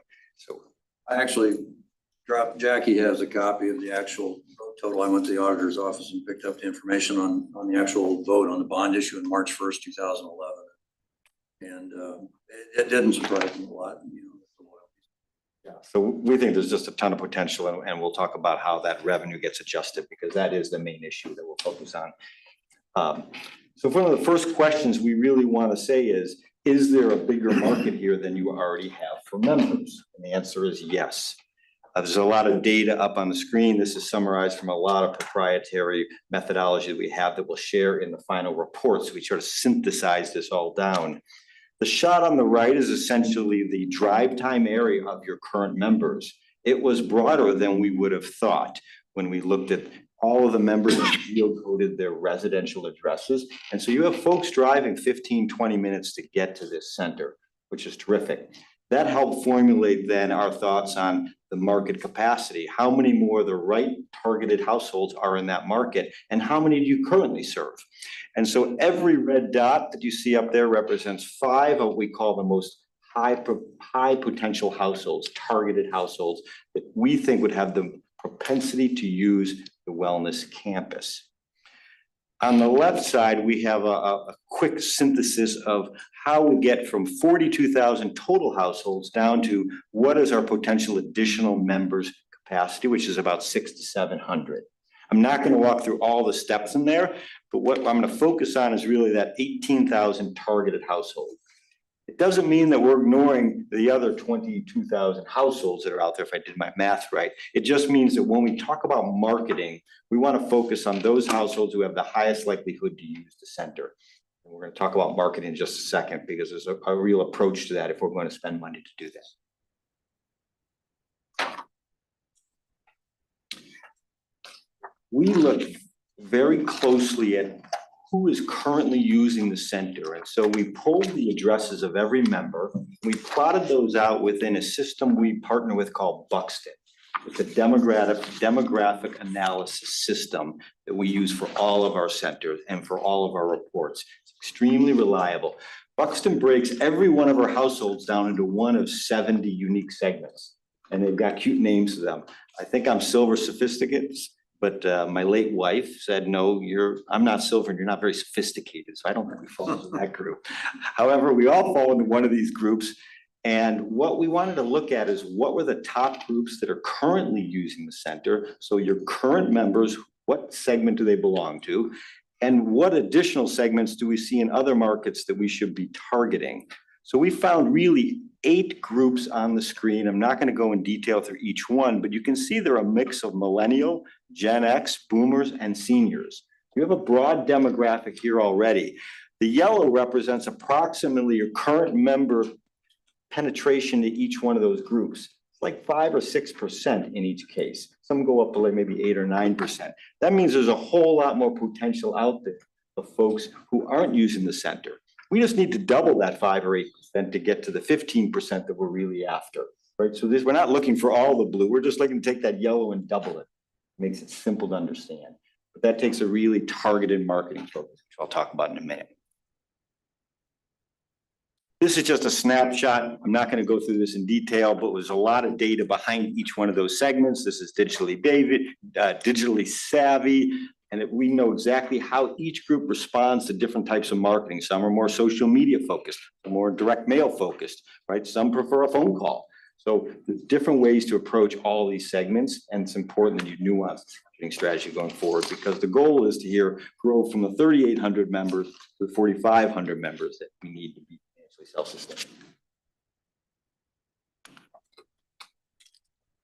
We did a really deep dive and looked at your current marketing strategies. And again, Josh pointed out there really isn't a marketing strategy. In fact, I think you only spend $5,000 to $10,000 a year on marketing. It's probably more engagement marketing of the current members, right, versus a big outbound program. There isn't a dedicated necessarily sales team on site. You don't have a customer relationship management system. That's a sophisticated technology tool to recruit and attract new customers that might be interested in coming. So I'm not going to go through all of these. I think the strengths is that there's few other fitness centers in the market and none that even compare in the size and quality of this facility. You've got 18,000 of the right households to target. That's more than ample to get to where we want to get to. The proximity to the Mercy campus is a plus, right? You can start to do maybe some of the programs that Heather and the team had done before, offering things for more chronic condition patients. So we have something for everybody. The opportunity is really, we need to have a strategic marketing plan.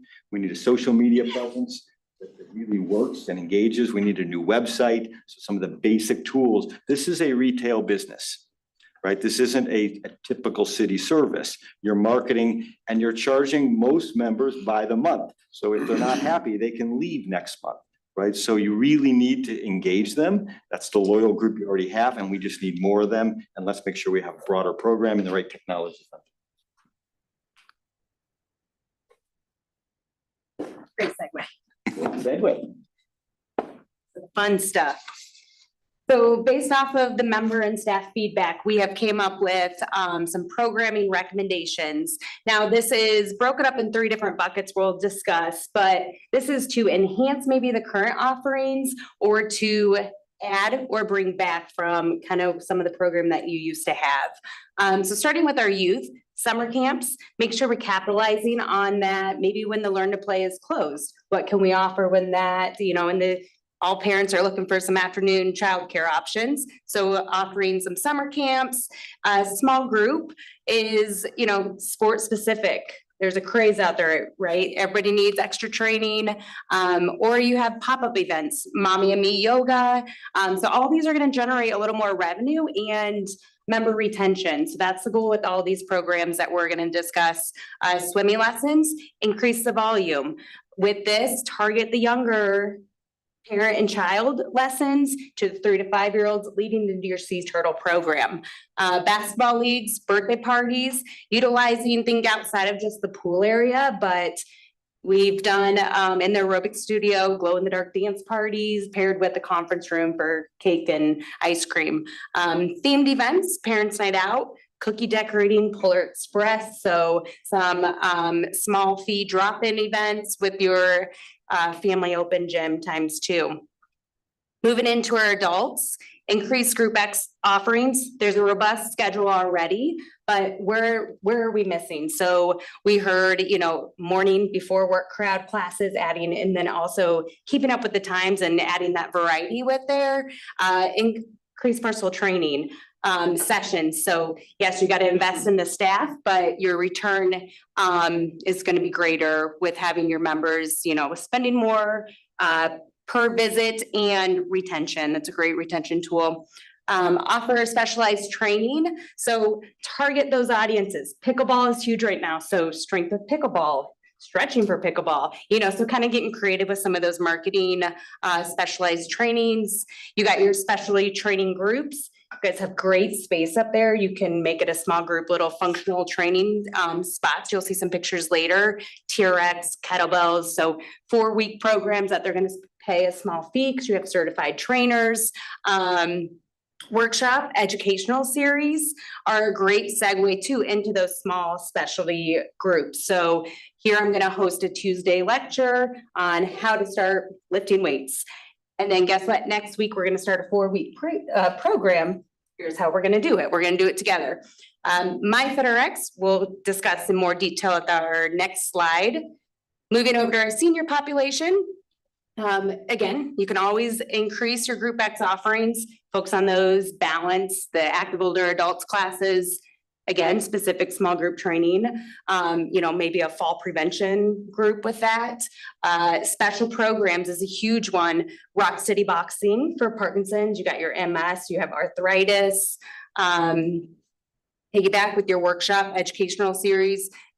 Partnering with your community, getting your community members in, educating the community on maybe their specialties or their offerings, along with events, bingo night, movie night. I think a prom night would be fun, in your gym, and then MyFitRx. So MyFitRx is our branded medical integration program. So this is what sets us apart from any other facility. So with this program, you see up on the screen, we have 10 different pathways. So a participant would be referred by a provider, a healthcare provider, into this program. And you can kind of see their range from chronic illnesses to functional fitness. I need to get back into the gym. I haven't exercised for a while, but I want to be safe and effective about it. Or transitional care. My insurance has kicked me out of physical therapy. I need that bridge. I got to keep my exercises unless I'm going to be back in physical therapy. So you got your transitional care. So this program is an 8-week program that they're going to pay for upfront. They get full access to the facility during the 8 weeks. They're going to meet with a personal trainer that's certified that will do kind of a pre-assessment and a post-assessment at the end. And they will come twice a week, kind of build that accountability in a supervised session. During that 8 weeks, the trainer's goal is to get them connected to the facility, try new classes and get them comfortable. A lot of these individuals are not comfortable in a gym setting. So connecting the dots for them. And then the goal at the 8 weeks is transition into membership. So then you're getting another referral system than, just the members coming in off the street.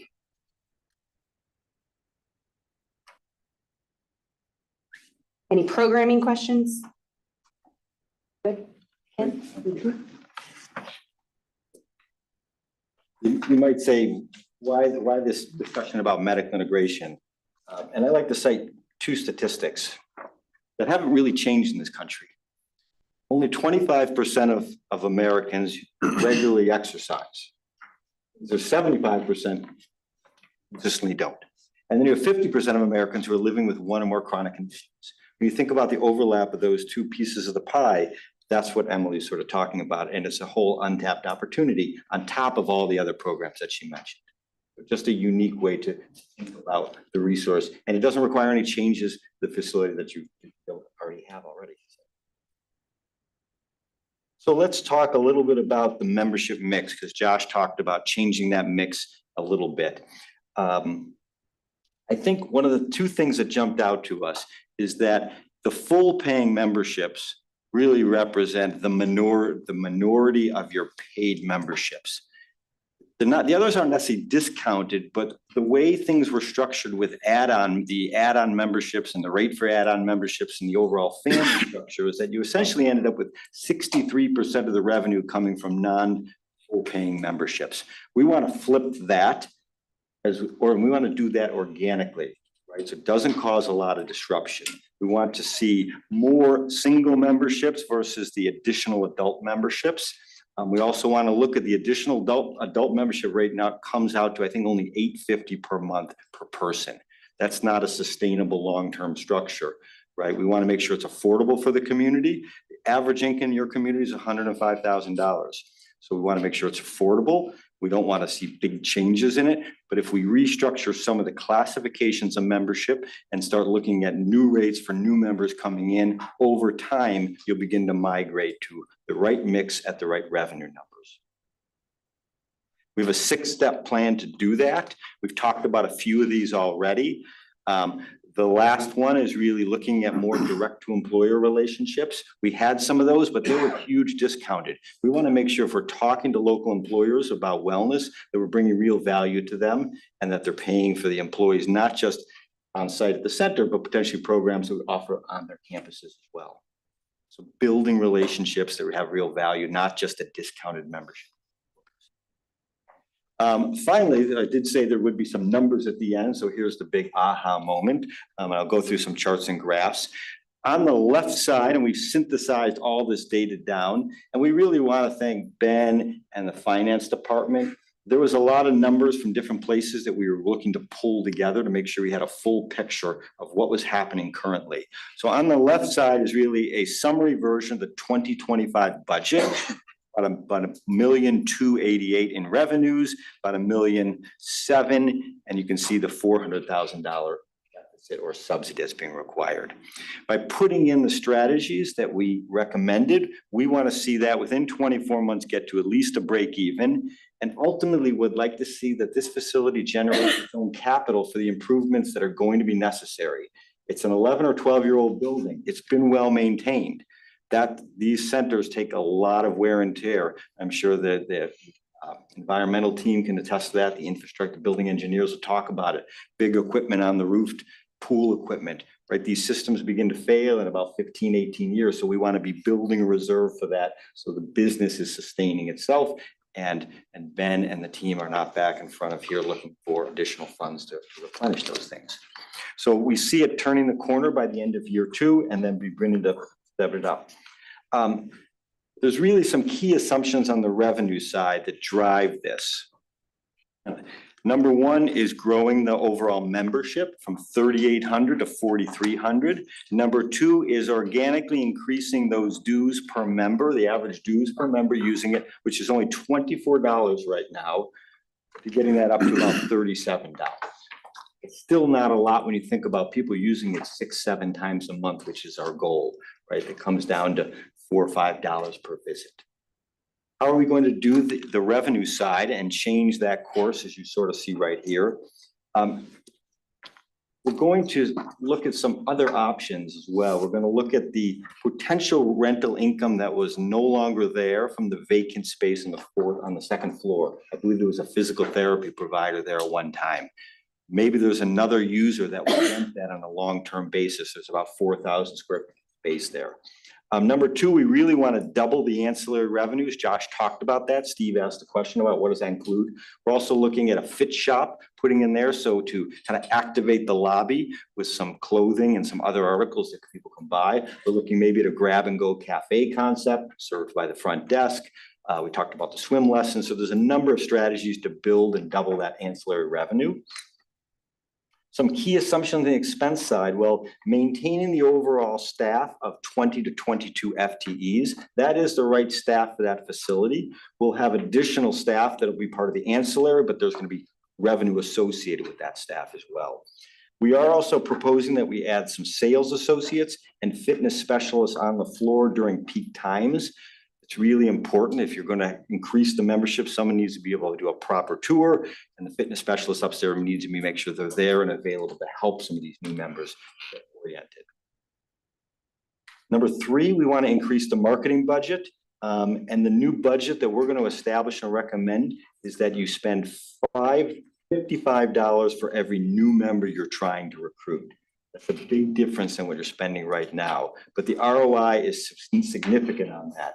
The typical center, the members stick around probably for 3 to 4 years. We didn't actually trace the tenure of your current members. We're just looking at peer facilities.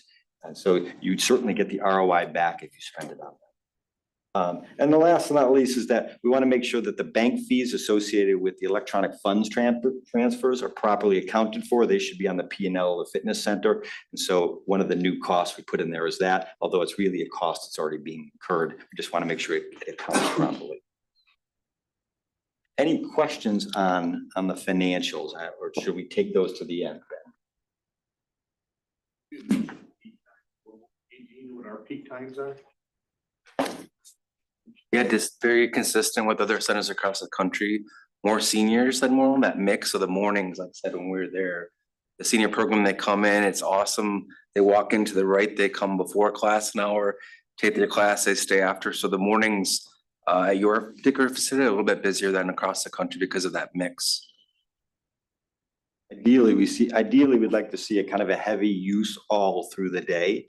You know, you'll have some downtime, but if you're bringing in the different demos, right, you're going to see some morning peaks right from the boomers before they go to work, or at the end of the day, you'll see the millennials maybe showing up after class, before class. So it's a nice mix through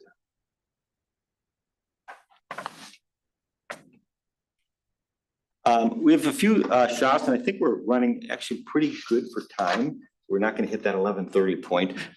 This is a shot we see of redoing the main fitness floor with equipment. There's probably about $250,000 to $300,000 in new fitness equipment that really is necessary because a lot of the cardio equipment is older. A lot of the resistance equipment needs to be upgraded. This is a shot of how the current studio might be repurposed with the new cardio equipment. You have a racquetball court. There's not many users of racquetball anymore. There's a few diehard users, and if they're in the audience, corner me later, I apologize. But we find taking these racquetball courts and turning them into a group training studio is a great reuse. Now we can put 4 or 5 people into the room, and they're paying a trainer to use the space, and they become more loyal members.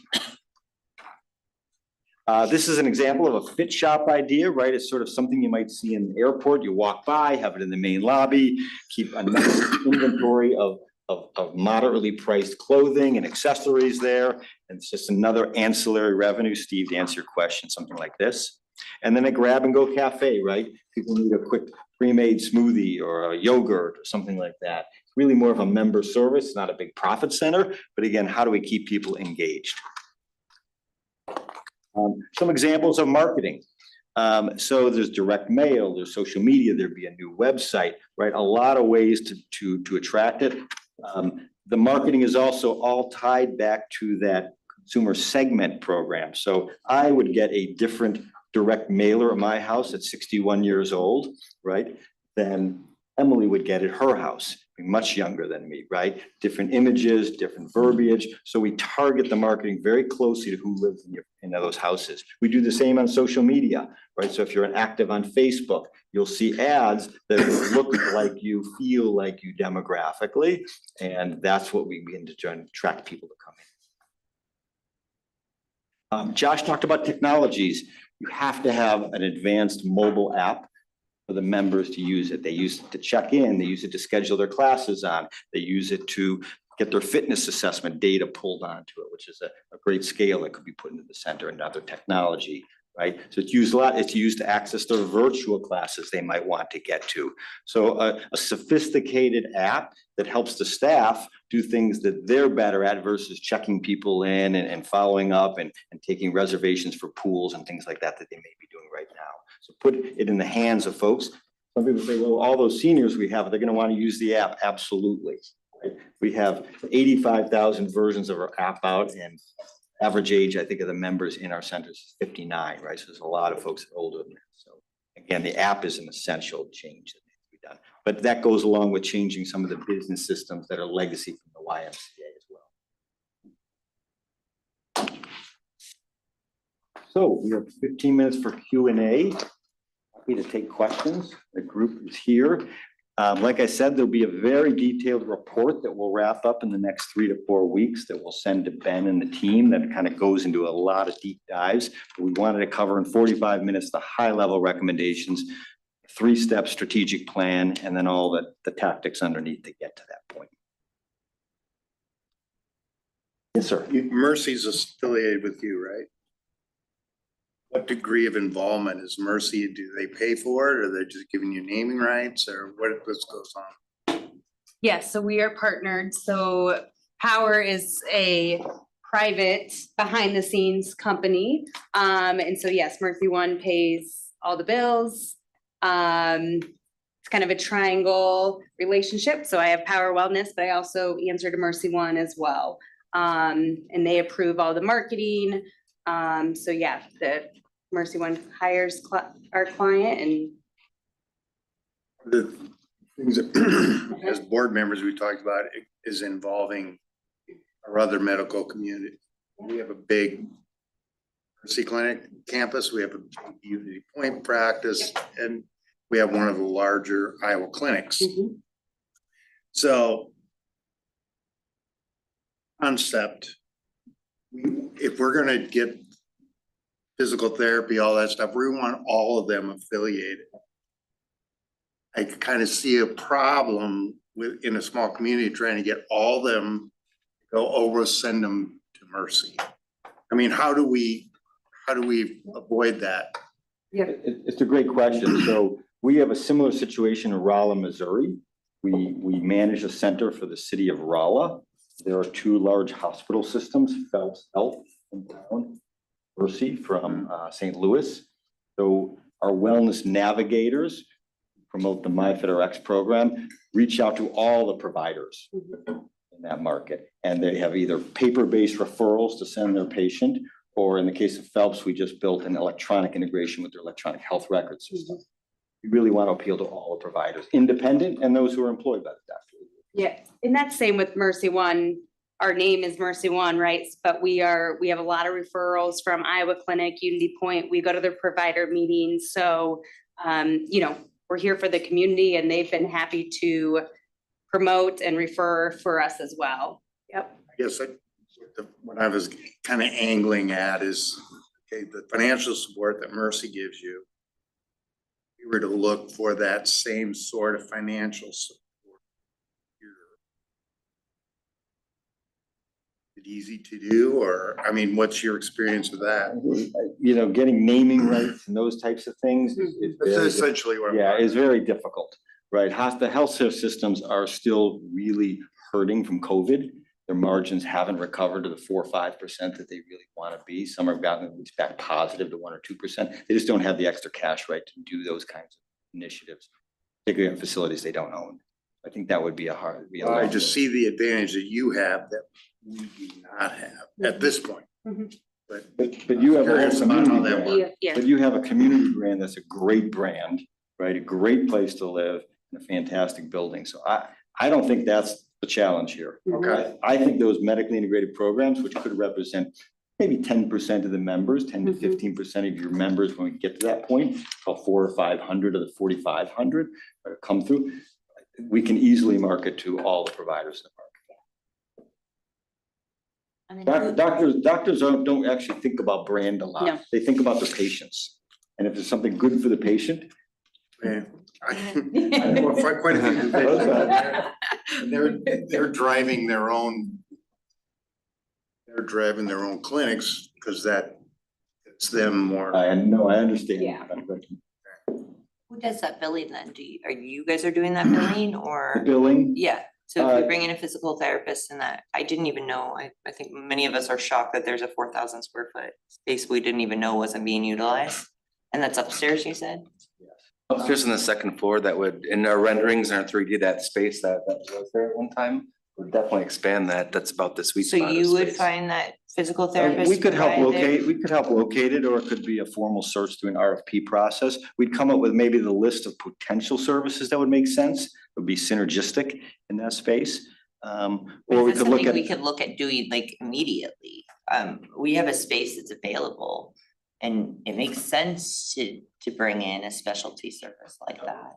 Just for clarification, I wanna just make sure we're talking the same space between the current free weight area and the machines. Is that what you're talking about? So upstairs in that second floor, right, Yep. there was a closet that was there at one time that's less than 4,000 square feet. But again, we would build that out because your fitness floor is very robust. You have a lot of space. That's one of the metrics that we measured. Okay, but that is the Yes, space we're that's the talking space, about? yes. Okay, so at 5:15, when I am working out there, that place, that space is heavily used. Correct. That space gets used all the time when I'm there at 5:15.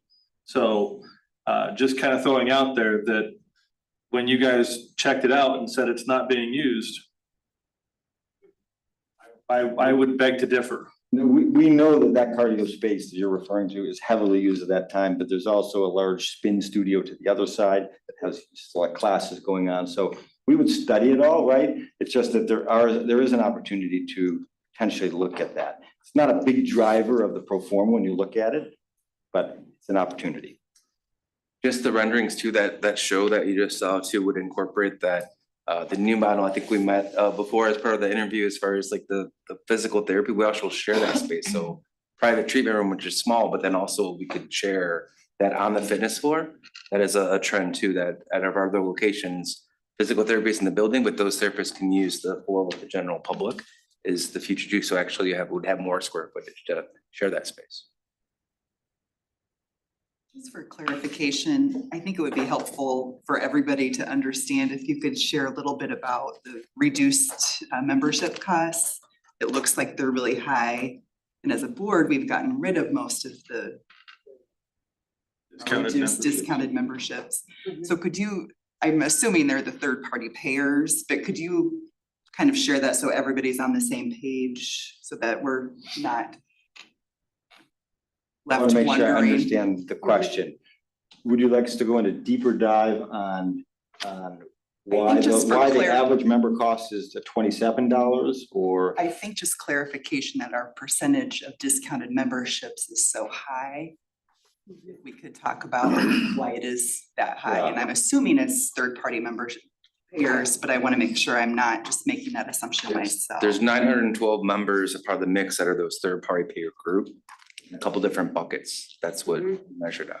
Does that include all the city staff and the IMU staff members that also get a Your discounted silver rate? sneakers type of program. Okay. So it's the people who like are on Medicare who have that as part of their. It's a Medicare Advantage product, right? Renew Active and Silver Sneakers. I just didn't want to make that assumption Yeah, myself. and some of those programs are very low reimbursement, and if you try to renegotiate with them, sometimes you can be successful, or sometimes you can look at alternative programs that those same members might be eligible for that'll have double the rate that you might be getting now. So I think addressing some of those third-party payer would be important. I had a question on our facility hours. I think the door closes at 8 o'clock at night. You think that hampers some of our younger generation, your younger population wanting to get a membership because, you know, maybe they don't want to get up at 5:15 like Scott does, but maybe they would rather want to go play basketball at 8 or 9 o'clock at night. Maybe Emily can speak to the Mercy One hours. Yes, so we match you. But yes, when you're trying to pull in that younger demographic, I do not have a basketball court and we don't have big pools and stuff. So our demographic is gonna be a little different than what you guys can bring in. But yes, compared to some of our other facilities that have these amenities, they're open till 9-10 PM. Running leagues still. So that could be a possibility to expand those hours. Yep, and then on your weekend as well. Ronnie, I was gonna talk about that as well, because I think what some people forget while, you know, in here talked about, you know, there's not a lot of competition. 3 places we are in competition with are 24/7 facilities. So 24/7 facilities, yeah, they don't have a basketball court and a pool. But if I wanna go work out before I have to shower and get ready for church on a Sunday, I can't. I can't here. So I think that is something that we do have to look at in terms of offering either extended hours or trying to implement technology, you know, to let people in to be able to go work out. I get a little cautious with some of the programming that I saw, because I don't want to compete with Parks and Rec. You know, I see things like basketball leagues, we offer that in Parks and Rec. We're told we can't intermingle, so I look at some of these things and go, can we even do that? Considering we've already tried to bring that up. Do you do that with any cities? How do we do them together? For a lot of times, it's what it was we don't want to compete with we don't want YMCA competing with their Parks and Rec sports. We have an ample gym space there that it doesn't make a whole lot of sense for us to be running a basketball program somewhere else when we have a gymnasium that we own. And so, well, Doug's saying no, it doesn't. There's probably not actually enough space in there. It is pretty small. But Altoona makes it work, and Altoona has a robust Parks and Rec basketball program, and they only have one small court that they utilize for it. I concur with Doug, as somebody who's coached it for many years. There's a lot of people who show up to watch.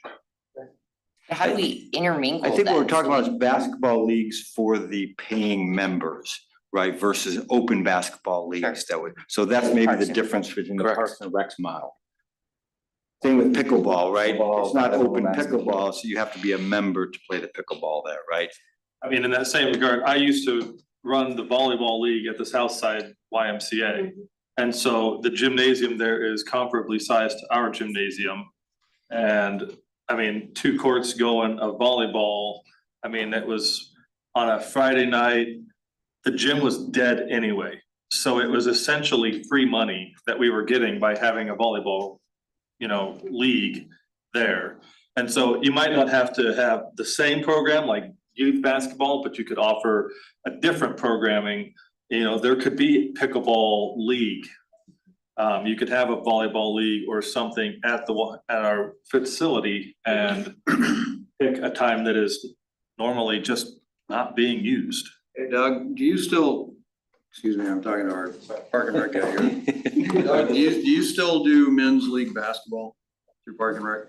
So that's an opportunity as well, and women's league basketball and all that stuff.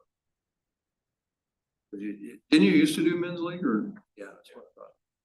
So how long is the contract terms with you all? If we were, I see some capital expenses here at the end of what it would cost. That's about a year of us running this facility for the capital expenses. And then what does the contract look like? And then I guess there comes a concern as our employees too. I imagine they work for you. You cut their checks, correct? Did they work for you? Our employees, if you took over this, I guess it's understanding what we're talking about here.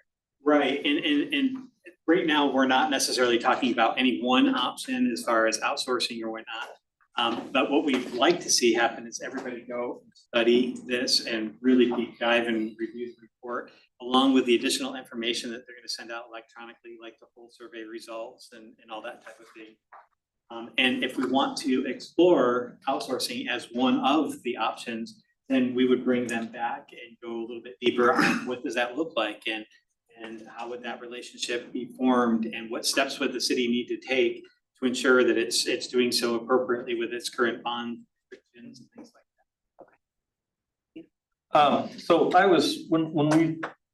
I'm reasonably new to the Board of Trustees, so forgive me if I'm a little behind on this, but I was kind of led to believe that there was going to be some options kind of given to us, hopefully tonight, that would be things like, maybe you guys would take over the management of it, maybe you would be consulting to us, maybe you would just provide us with options, that there would be some kind of things that we could not necessarily choose from, but just some. Think about. Yeah, something to think about. Reviewing this, it's Right. very hard to know what our options are that you could provide. You can provide the full scale, I imagine. And then what other options can you provide as plans, Well, first, I apologize for the disconnect. We wanted to make sure that what we were engaged to do was to provide a deep consulting report. We wanted to make sure we addressed that, so you kind of had the full picture. And however it moves forward, we believe that this plan should be followed, number one. And that could be self-implemented, or it could be on the extreme side, then outsourced, right, to do that. I think the most important thing is that you have a fantastic day-to-day staff that should stay focused on the operation. So there's a lot of strategic changes that need to happen, but they don't have the staff necessarily to go through those strategic changes. They need to stay focused on kind of the day-to-day service, the quality, the enrollment, the engagement program that's delivered, because they're doing that really well. And how do we then layer on options to get the strategies done? And we're happy to have conversations with Ben about those options and then present that to you all as appropriate. A little bit lower in the hierarchy of things here. I had several of my notes kind of go towards the increase in dues and, you know, family members, making sure that we're getting our maximum value per member, not just per unit. So what, I mean, just kind of help me out here. I mean, I currently pay, I believe, $90 a month for a family membership. I have 3 people in my family, my wife, my daughter, and myself. What kind of an increase would you guys be seeking for a family membership? I mean, one child is pretty small of a family. There are people in this community that have upwards of 7 kids, you know. There's several families. What kind of increase are we looking at to have a, you know, for a family membership? I think we'd want to look very carefully at how you're classifying the family, the ages of that, right? And if we have a family with 7 kids and it's coming down to $8 per add-on, right? What is the appropriate add-on rate that should be followed? Is an add-on rate just for a partner spouse? And what is the add-on rate for every child? I think we want to dig into that deeper because I don't think it's completely broken, right? But we want to invert that 40 and 60% number. I just don't want to price families out. No, we don't want to see that either. I've got friends that I swim with that have already said that if their membership goes up again, they're out, they're gone. And so I know that we are currently at a breaking point. Well, maybe I could jump in there. Actually, we haven't had an increase. Well, in the entire time we've had it, and it hasn't been increased in this, I think at least a year or 2 years before that. First came after the school discount went away. So she dropped her membership for a while and then came back because she needed to work But out. we haven't had an increase since 2020. And I think that whatever we do as far as increases are concerned, we have to couple it with additional value. Yes, so I don't think it's appropriate for us just to go, you know, we're gonna raise these rates up here. If we don't have a plan in place to replace the equipment, to create that added value, so people feel like, you know what, we're getting greater value out of it and creating some excitement, fresh carpet, fresh paint, fresh equipment. And now it's worth this a little bit more for me because I see the greater value it has for me and the offerings, and you know, maybe I could get a massage, or maybe I you know, just got shoulder surgery and I need to have my shoulder you know, get some equipment. And so I think it's a holistic look, not just a specific, our fees are too low, we need to raise them. And because I think if you do that, you do run the risk of losing them. And as a holistic approach, though, I also, coming from the YMCA, my daughter was heavily involved in the swimming program there, and we got charged for every single little thing. And so that charge just continually added up. I mean, I figured it up one time, I was paying well over $200 a month or $230 a month to the YMCA. I don't think our members want to be nickel and dimed for everything. We're not proposing that approach at all, and I understand that, and Emily can speak to that, having come from the YMCA at Mercy One. Okay. So just to put a perspective on it, your current average dues are $24 per member.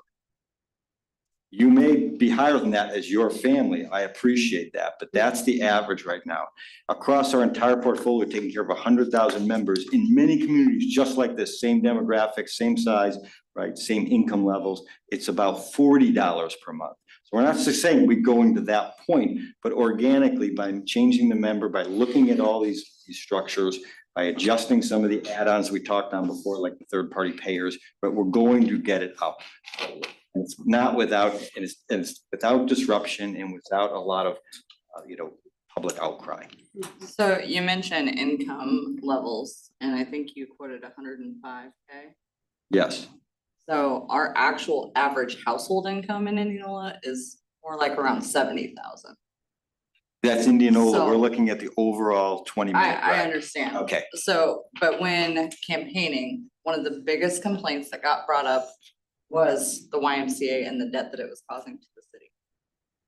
That being said, the reason that most people did not have memberships that were families in that bracket was because of the expense, and they thought that the fees were too high. So when we're talking about raising rates or even further pushing these other families from being able to acquire those memberships.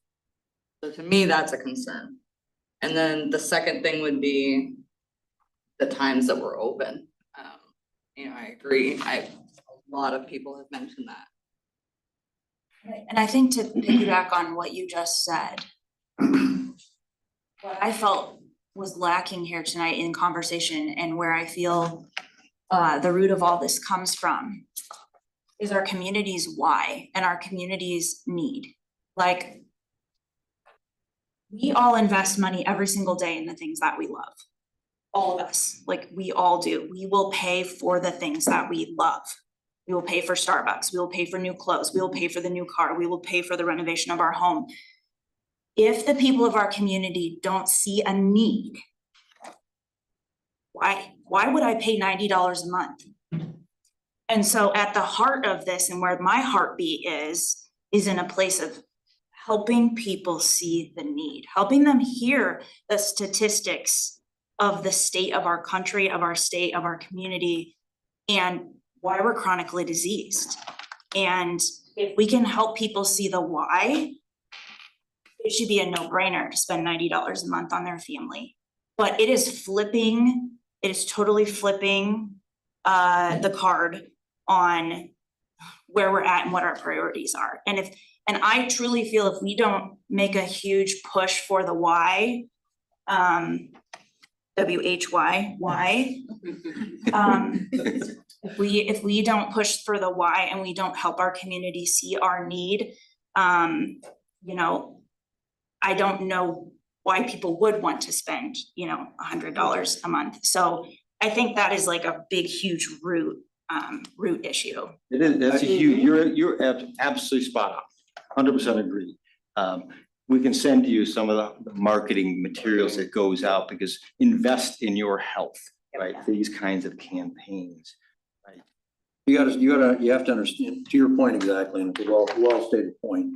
You have to show what the reasons for them to want to go to the why and be part of that why, and it's the investment and it's the marketing aspect of that.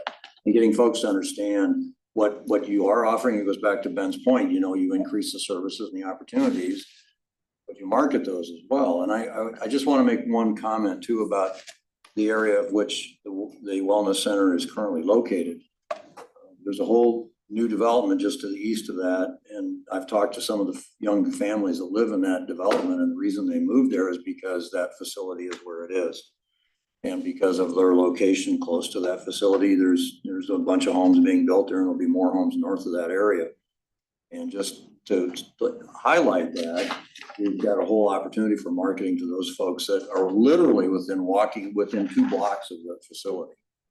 And again, it's the marketing aspect, and to your point of why we need to do it. I think that's something we have to understand, and that area is going to be even getting larger in the very near future, so.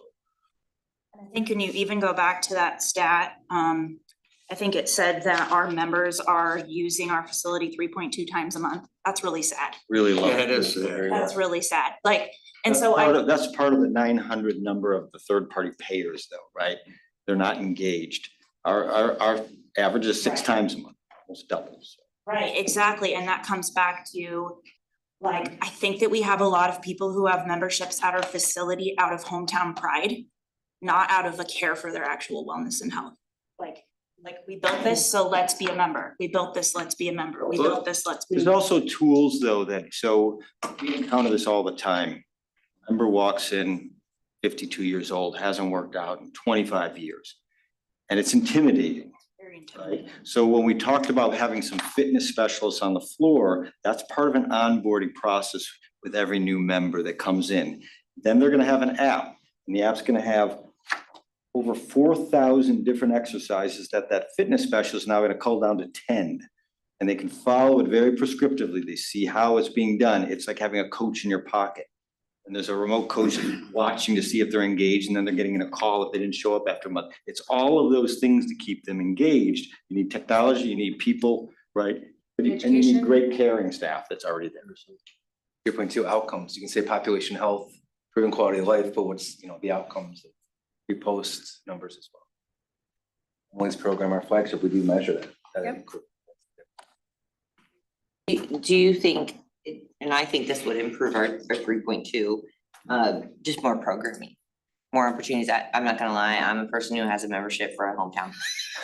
I've never used it. But I'll pay it and I've never used it. We're gonna change that, yes. We're gonna get you started. Do my, and I'll tell you why, it comes down to programming, what I'm looking for in I'm not a 5 AM person either. But it comes down to what I want for myself, and I actually belong to another gym, so I can do yoga at night. So, you know, it kind of, do you feel that would help us and an app, because that's another thing, it's pretty difficult to figure out when the classes are, unless you have the printed calendar. Yes. Well, that's part of the app. So the Yeah, app that would be shows the great. classes all there, and if you reserve it, automatically goes to your Outlook calendar, and now you have a reason to go, right? There's virtual options that you can do in a studio or at your house. It's a way to provide accountability. Right, Yep. yeah. So on your calendar, you have a higher chance of actually going and doing it, right? It's So if accountability. I put it on my calendar, you're saying I'm probably gonna start going? One step closer. Unless you have a late night meeting. Something to draw you in. I mean, Yeah. an app's gonna send you reminders unless you turn them off and ignore them, but something to draw you to the door, draw you in, tell you what to do while you're there. Actually, the utilization per class staff is doing a great job on. You're about 10 participants per class. That's a good mix. You have some classes that have 50 or 60, right? Some that are a little lower, right? But as we talked about changing the focus of the membership a little bit, we also talk about changing the programming, right? Because if you're bringing in more Gen X or more millennials, right, they want a different type of programming than you may be currently offering. Good, Doug. I just want to say what benefit to you. They'll get the full report, the member survey.